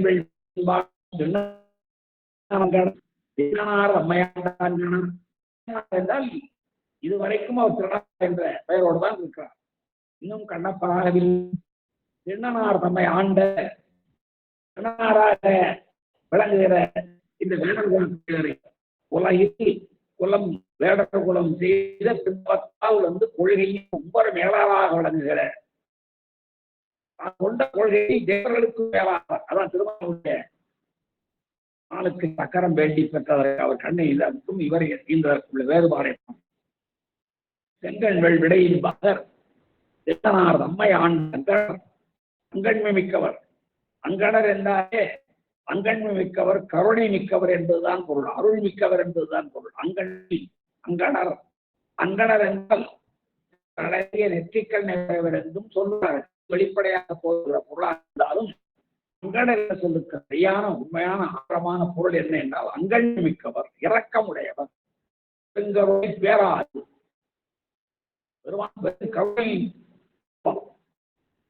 கருணை வடிவமாகி அற்புத கோலம் நீடி எப்படியெல்லாம் ரசித்திருக்கிறார்கள் பாருங்கள் பெருமாள்.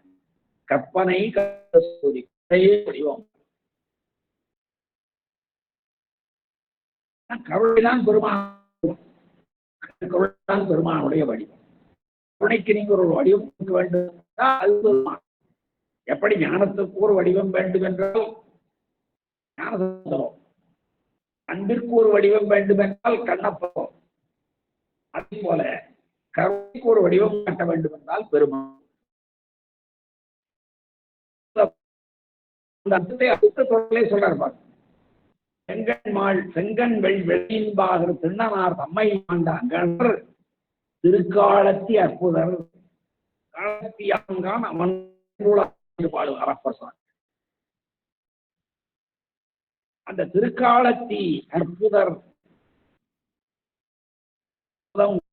அதிசயம் கண்டான் இதெல்லாம் பாருவா. அற்புதம் என்றால் வடிவமாக வழங்குவார். கருணை வடிவம் ஞானத்தினுடைய வடிவத்தை மேலே பார்க்கிறோம். அறிவின் விரிவை பார்க்கிறோம். கருணையின் விளக்கத்தை கண்ணிலே பார்க்கிறோம். வடிவம் தான் பெருமான் என்று பார்க்கிற பொழுது அங்க திருக்காலத்தி அற்புத இருக்கை எந்த நேரத்துல போன பாட்டு கடைசி அடியை பார்ப்போம். உள்நிறை விருப்பினோடு பாடி கொண்டு பெண்ணார் கண்ணில் ஊன்றிய அளவில் கை யாருடைய திருக்கை? செங்கல் விடையின் மகருடைய திருக்கை, திருநானார் ரம்மையாண்டவன் திருக்கை, திருக்காலத்தி அப்பரா விளங்குகின்ற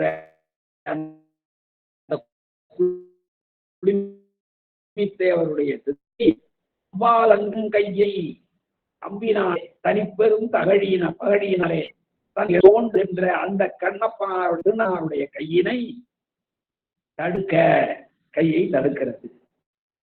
வியத்திஸ்தானத்திலிருந்து கை வருகிறது, அருவுருவத்திலிருந்து சிவபுத்தத்திலிருந்து கை வருகிறது. நம்பொருள் பெருமான் இருக்கிற அற்புதம் அதுதான் இங்கே அர்த்தம். பெருமானை அற்புதம் சொல்வார்கள் என்றால் அது சிவலிங்க திருமேனிக்கு கண்ணோ காவோ கையோ இல்லை, அது அதிலிருந்து கை வருகிறது என்றால் அது அற்புதத்துவம். பெருமான் கொண்ட எத்தனையோ அற்புதங்களில் இதுவும் ஒரு கோலம். செங்கல் விடைப்பாக சொன்னார் ரம்மையான் கங்கடர் திருக்காலத்தி அப்பனார் திருக்காலத்தி அற்புதர். அவரோட தம்முடைய திருக்கையினாலே நம்முடைய திருக்கையினாலே பிடித்து அவனை தன் பக்கத்திலே இருக்க செய்கின்ற திருக்கையினாலே அம்பாள் தங்கன்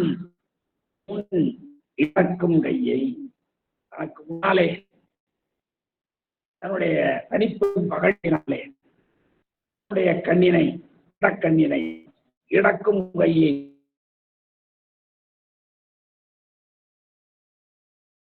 அந்த கையினை தடுப்பாக நல்ல என்ன செய்கிறது?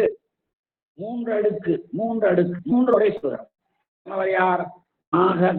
அமுதமாக்கு நஞ்சை உடைய நஞ்சை கக்குகின்ற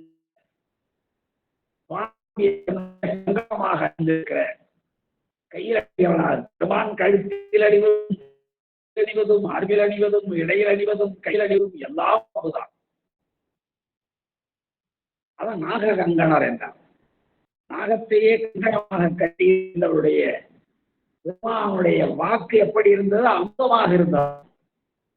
கையில் இருக்கிற பாம்பு நஞ்சை கக்குகின்ற தன்னுடையது என்றால் பெருமானுடைய வாக்கு அமுத வாக்காக இருந்தது. அமுதம் என்றால் என்ன?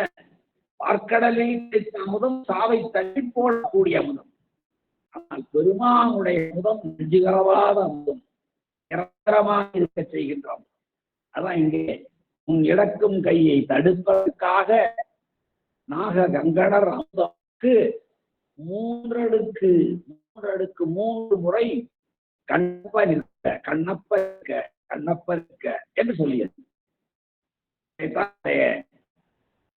திருக்கண்ணப்பரத்துல நில்லு கண்ணப்ப நம்முடை போன்ற நில்லு கண்ணப்ப நக்கீர தேவராயனார் அந்த திருமரத்தில் பாடியிருப்பார். திருக்கண்ணப்பர் தேவர் திருமணம் என்று நக்கீர தேவநாயனாரும் கல்லார தேவநாயனாரும் பாடியிருக்கிற 2 நூல்கள் ஒன்றன் ஒன்றாக அடுத்தடுத்து 11ஆம் திருமுறையிலே தொகுக்கப்பட்டிருக்கின்றன. ஒரு அகப்பாவாக நக்கீர தேவனார் பாடியிருக்கு. கல்லார தேவநாயனாருடைய பாடல் நம்முடைய தெய்வச்சேக்கிழார் இவருடைய வரலாற்றை சொல்வதற்கு முன்பாக பாடியிருக்கிறார்கள். இன்னும் பல இடங்களிலே நம்முடைய நாயன்மார்கள் நம்முடைய அருளாளர்கள் இவருடைய வரலாற்றை பாடியிருக்கிறதை நாம் பலமுறை அறிந்திருக்கிறோம்.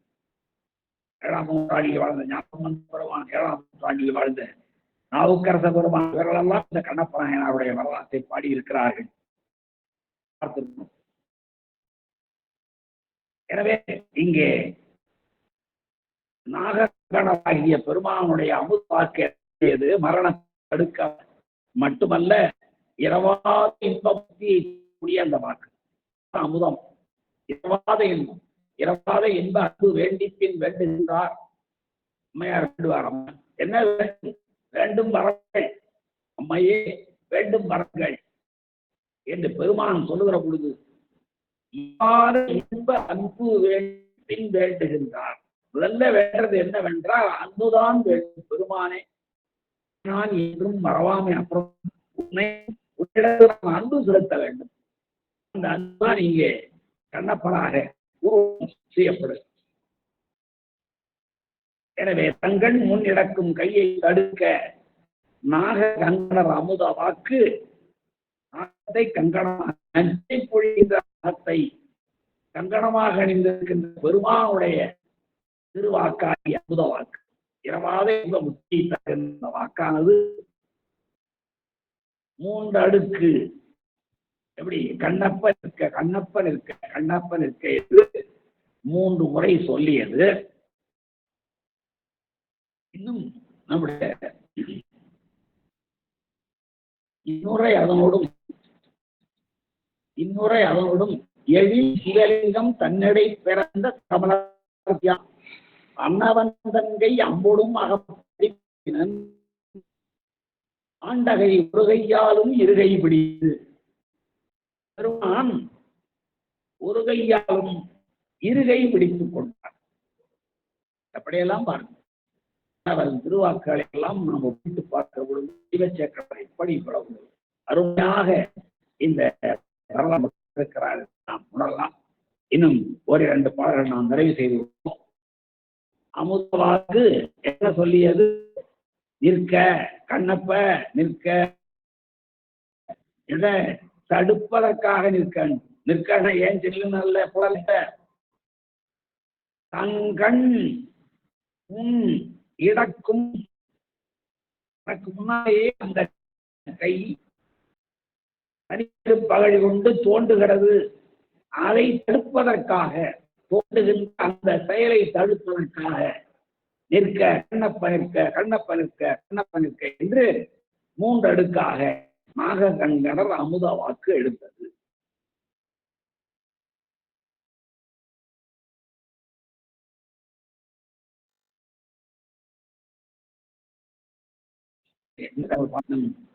எதை பற்றி கொண்டு போனால் அந்த தடை செய்ய முடியாமல். எனவே இங்கே பாடல் 170 இப்படி முறை சொல்லி அதுதான் பெருமான் நல்லா நில்லு கண்ணப்ப கண்ணப்ப நிற்க 3 முறை சொன்னார் என்று தெய்வத்திற்காக குறிப்பிடுகிறார். அவர் பாடி 3 முறை சொல்லி காட்டுவார். நில்லு கண்ணப்ப என் அன்பை தோன்றல் நில்லு கண்ணப்ப என்று தன் இருகை பிடித்துக் கொண்டிருக்கிற காட்சியை காட்டுவார். ஏன் 3 முறை சொன்னாங்கன்னா 3க்கு மேல அடுக்கு தொடர் வரக்கூடாது. தமிழ் இலக்கணம் பாருங்க. தமிழ் சட்டத்தின் தலைமை புலவராக வீட்டில் தமிழாய்ந்த 3 முறைக்கு மேல் அடுக்கி சொல்லக்கூடாது என்ற இலக்கணம் தெரியாதா? நம்முடைய குசேல வாக்கியானத்தில் பாடல் அதுல குசேலன் வந்து அந்த செய்தியை வாயிற்காவலன் சென்று சொல்லுவான். கண்ணபிரானும் குசேலரும் ஒரு சாலை மாணாக்கர்கள், ஒன்றாக பயின்றவர்கள். கண்ணபிரான் துவாரகையின் மன்னனாகிவிட்டான். குசேலனும் கிழிந்த ஆடையோடு அலைகிறான். குசேலனாலே கிழிந்த ஆடை அணிந்தவன் என்பதுதான் பொருள். ஆனால் அவருடைய சுசீலை மங்களகரமான நல்லொழுக்கங்கள் எல்லாம் பெற்ற என்பதற்கு போகும். தன்னுடைய பால்ய நண்பனாகிய ஒரு சாலை மாணாக்கனாகிய கண்ணபிரானை பார்ப்பதற்காக குசேல் வாயிற்காக உள்ளே சென்று அவரிடம் சொல்றான். கண்ணரிடம் சொல்லுவான். ஒரு வாயிலே வந்து நின்றிருக்கிறான். குசேலன் என்று எம்பினான் பேர் என்று சொல்லுவான். குசேலன் என்று எம்பினான் பேர் இப்படி குசேலன் என்று பெயரை உங்களிடம் சொல்ல சொன்னான் என்று சொன்னே. அந்த உயர்ந்த சிம்மாசனத்தில் இருந்த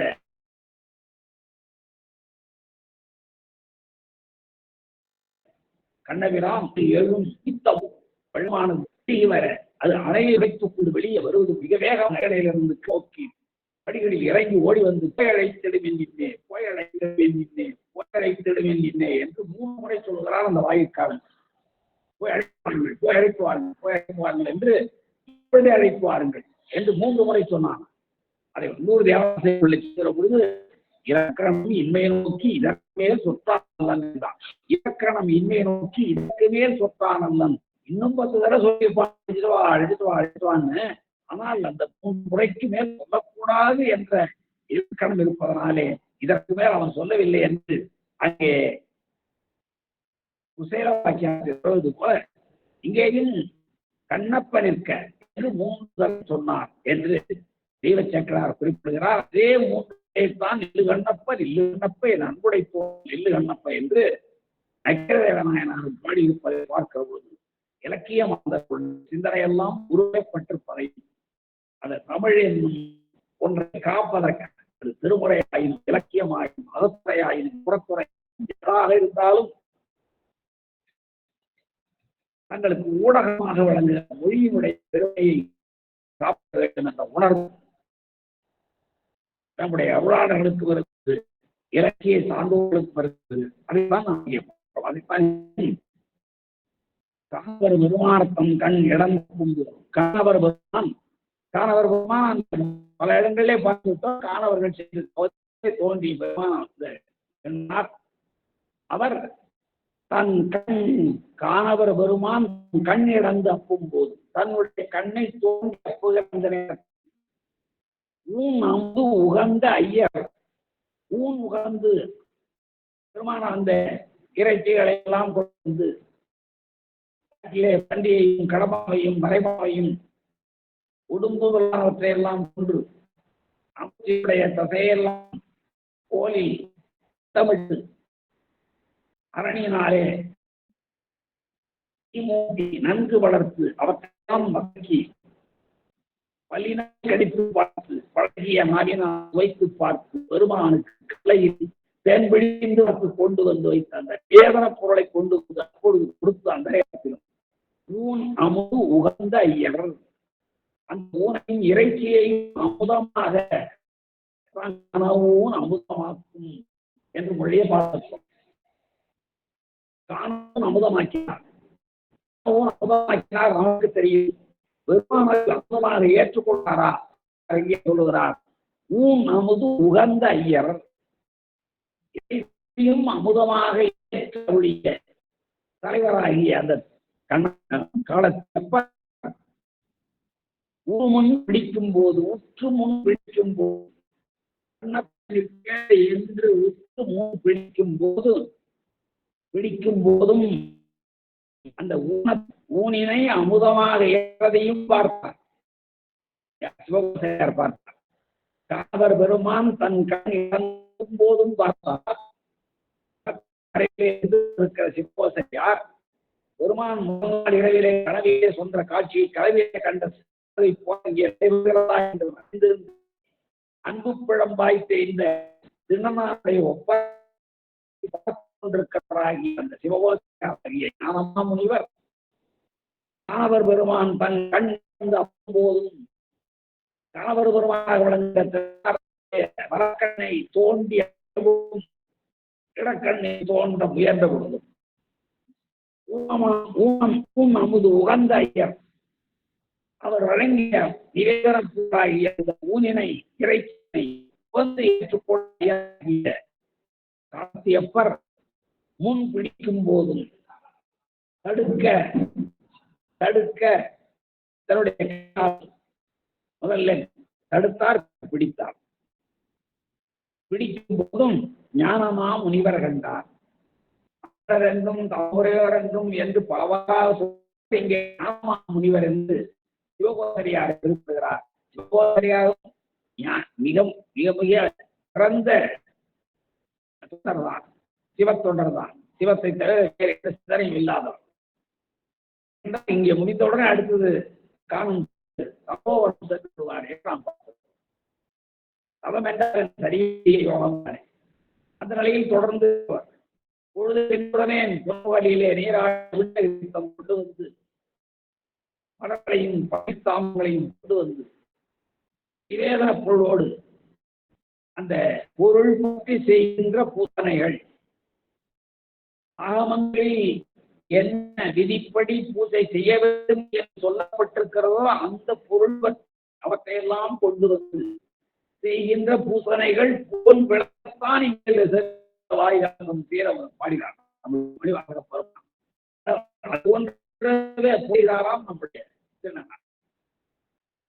பற்றி செய்கின்ற பூசனைகள் போல் விளங்க. அந்த போல் என்ற உண்மை எப்படி ஆகம விதிகளில் சொல்லிருக்கிற விதிகளில் என்னென்ன பொருளை கொண்டு வந்து சிவ வழிபாடு செய்ய வேண்டும், ஆத்மார்த்த பூஜை செய்ய வேண்டும், பூஜை செய்ய வேண்டும் என்ற விதிகள் இருந்தாலும் அது போலவே என்பதுதான் இங்கே இடந்து அப்புகிற பொழுது பார்க்கிறார் சிவபூசரியார். நமது உகந்து உகந்த ஐயர்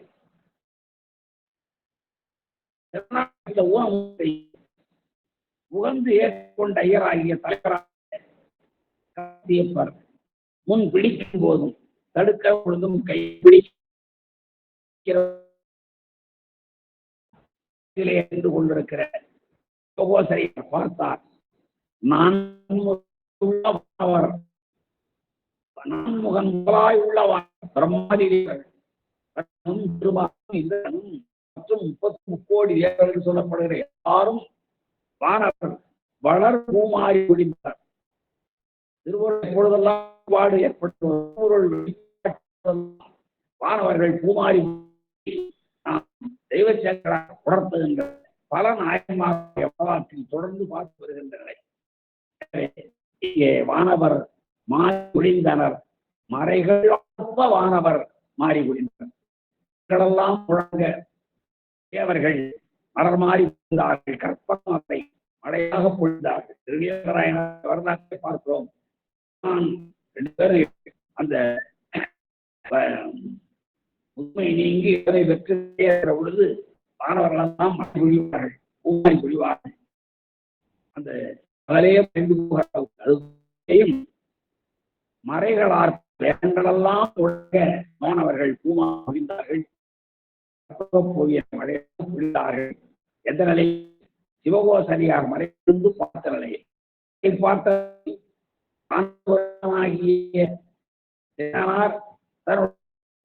தோண்டி அப்பீடுவதும் காட்டுகளை ஊனை அமுதமாக அடைக்க அதை அமுதமாக ஏற்றுக்கொண்டு அதனாலே அவருடைய கண்ணை தோண்டுகின்ற கண்ணை பிடிக்கின்ற பொழுதும் பிடிக்கும் போதும் அவருடைய கையை பிடிக்கின்ற பொழுதும்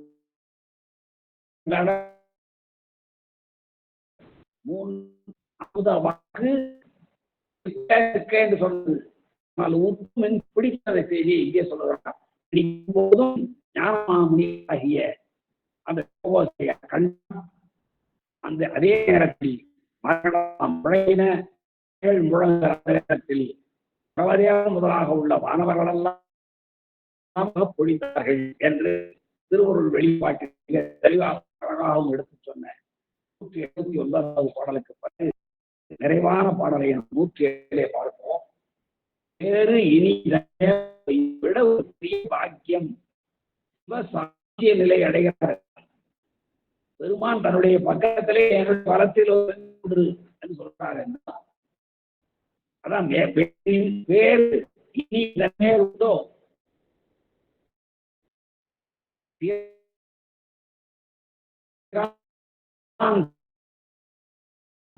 ஊரு கண்டன் 2 பாடல்கள் நான் முடித்து விடுவேன். 71 அதனால இந்த பாடல்கள் இருக்கிற ஆழமான எல்லாம் இங்க நண்பர்கள் வெளிப்படுத்துவார்கள். 2 பாடலை திருக்கண்ணில் வந்து அங்கிருந்து ஆரம்பிக்கணும். வேறு இனி உண்டு என்பதை நினைவில் கொள்ள வேண்டும். கண்ணில் வந்த ஊரு கண்டஞ்சி பெருமான், அந்த பெருமானுடைய மரக்கண்ணி முதலில் வந்த இடையூற்றினையும் இடக்கண்ணில் வந்த இடையூற்றினையும் கண்டு ஊரு கண்டு உருவதுதானே ஊர். அந்த புண்ணினாலே ஏற்படுகிற என்பது அது வழக்கடிலும் இடக்கடிலும் ஏற்பட்டு குருதி வைப்பதை புறத்துவதாலே ஊர் என்று ஊர்கள் நஞ்சி தங்கண் இடந்த அப்போ உதவும் கையை இடந்து அப்பவும்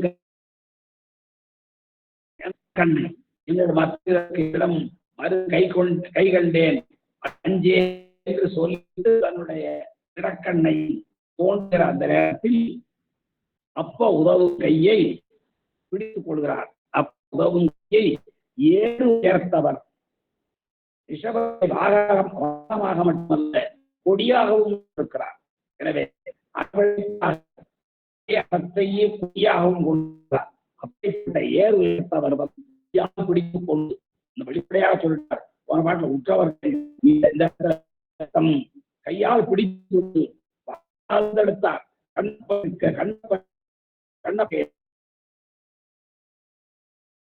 கொண்டார். அப்ப உதவும் தன்னுடைய கண்ணை தன்னுடைய கண்ணை இடக்கண்ணை தோண்டி அந்த கையை கொடியாக கொண்டு உயர்ந்தவன் எமையுடையாய் ஏற்றுய கொடுடையாய் எமையுடையாய்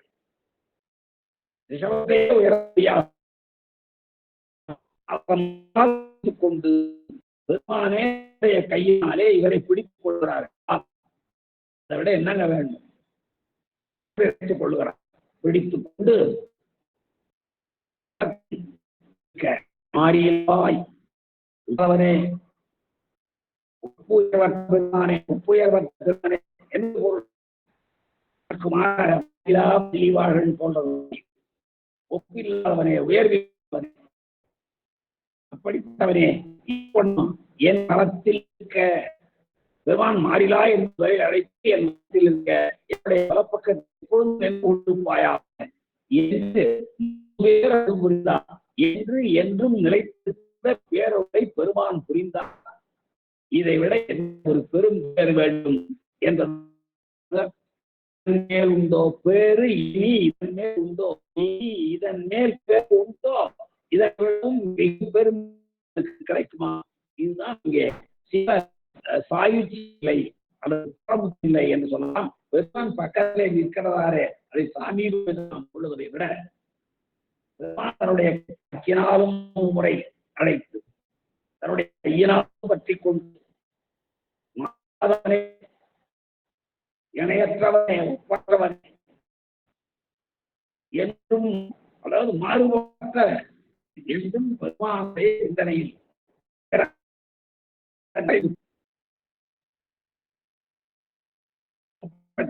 நிலையில் இருக்கிற மாறுபாட்டாய் மாறியாய்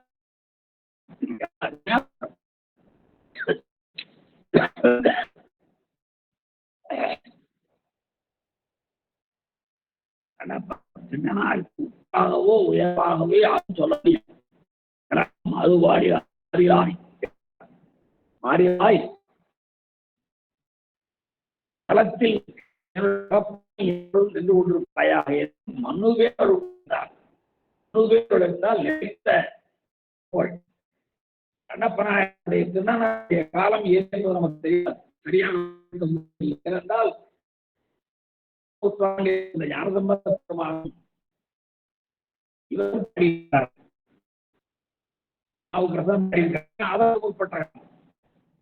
எனவே மிக காலத்தை சார்ந்தவர் என நாம் கொள்ளலாம். அங்கிருந்து இன்று வரை திருநாரை பற்றியும் கண்ணப்பரை பற்றியும் தெரியாதவர்கள் யாரும் இல்லை. முதல் கண்ணை என்று கூட சொல்லுவார்.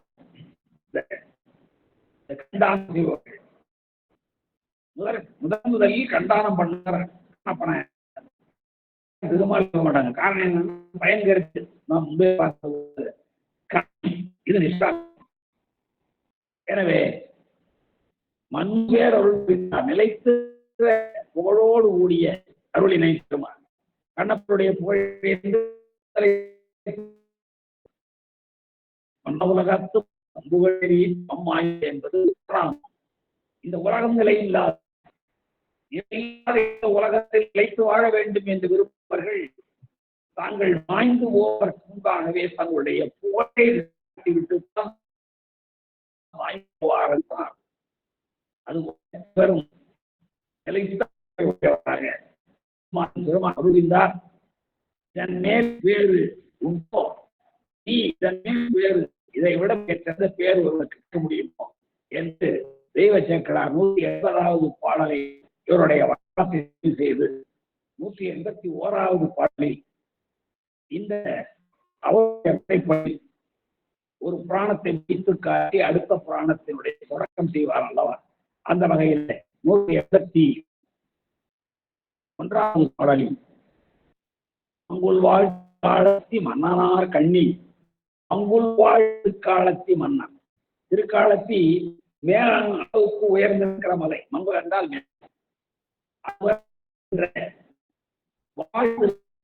வாழ்ந்திருக்க முக்காலம் வாழ்ந்தேன்னு சொல்லல, வாழ்கின்றேன்னு சொல்லல, வாழும் சொல்ல வாழ்ந்திருக்காலத்தில் காலம் கலந்த இன்னும் வாழ்கிறது, நாளையும் வாழும்.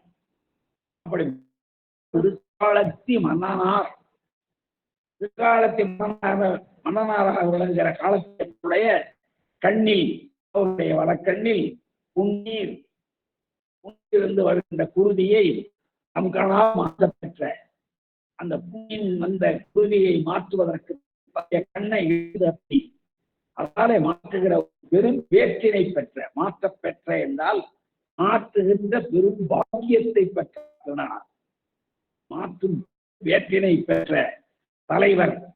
தலைவர் இந்த திருநனார் அவருடைய தலைமையை கொண்டு தலை என்பது நம்முடைய பெருமானுடைய காலில் நம்முடைய தலை தாழ்மை. அந்த தலை என்ற சேர்ந்து தாழலை என்றால் அதுபோல கால் கூட்டல் தலை இரண்டும் சேர்ந்து காரலை என்றால், தாடலை என்றாலும் காரலை என்றாலும் பெருமானுடைய காலில் நம்முடைய தலை, பெருமானுடைய காலில் தலை. அதுபோல இங்கே இந்த சித்தாந்த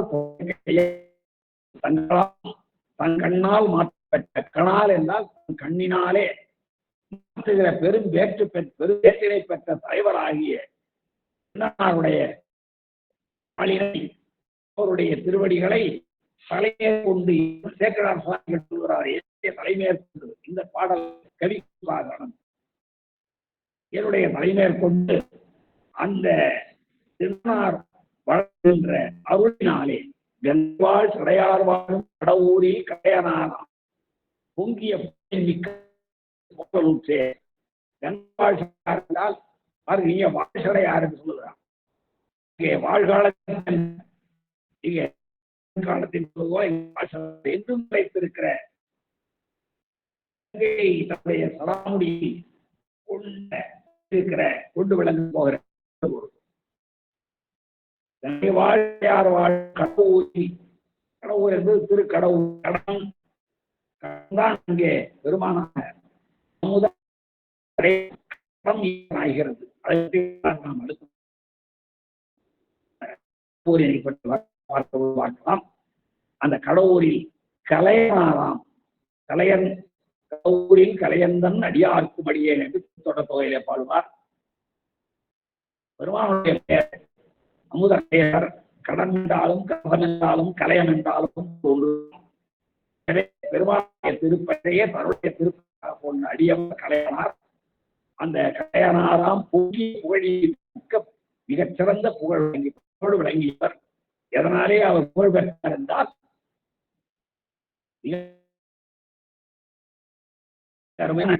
புகழுக்கு சில காரணங்களை சொல்லலாம். அதனாலே மிக பெரும் செல்வத்தை கொண்டு வந்து அவருடைய வித்தார். அடுத்து திருப்பரந்தாளிலே தாடகையின் பொருட்டு குவிந்திருந்த பெருமைய தலையை நீண்ட செய்தார். சிவலிங்கத்தினுடைய தோற்றத்தை செய்தார்.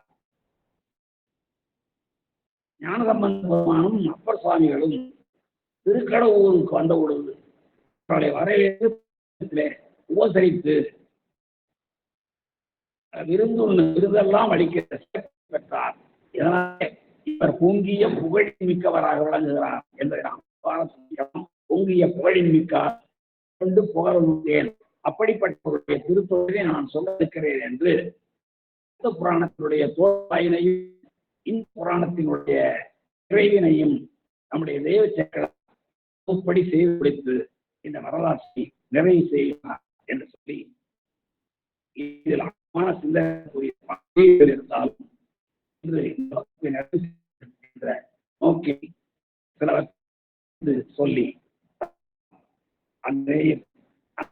தங்களுடைய தெரிவிக்கலாம் சொல்லி இந்த நல்ல வரலாற்றை சிந்திக்கிற வாய்ப்பை உருவாக்கி தந்த நம்முடைய சைவ சித்தாந்த சபையை சார்ந்த அவர்களுக்கும் அவர்கள் இணைந்து செயல்படும் நம்முடைய கோமலையா அவர்களுக்கும் வழக்கம் போல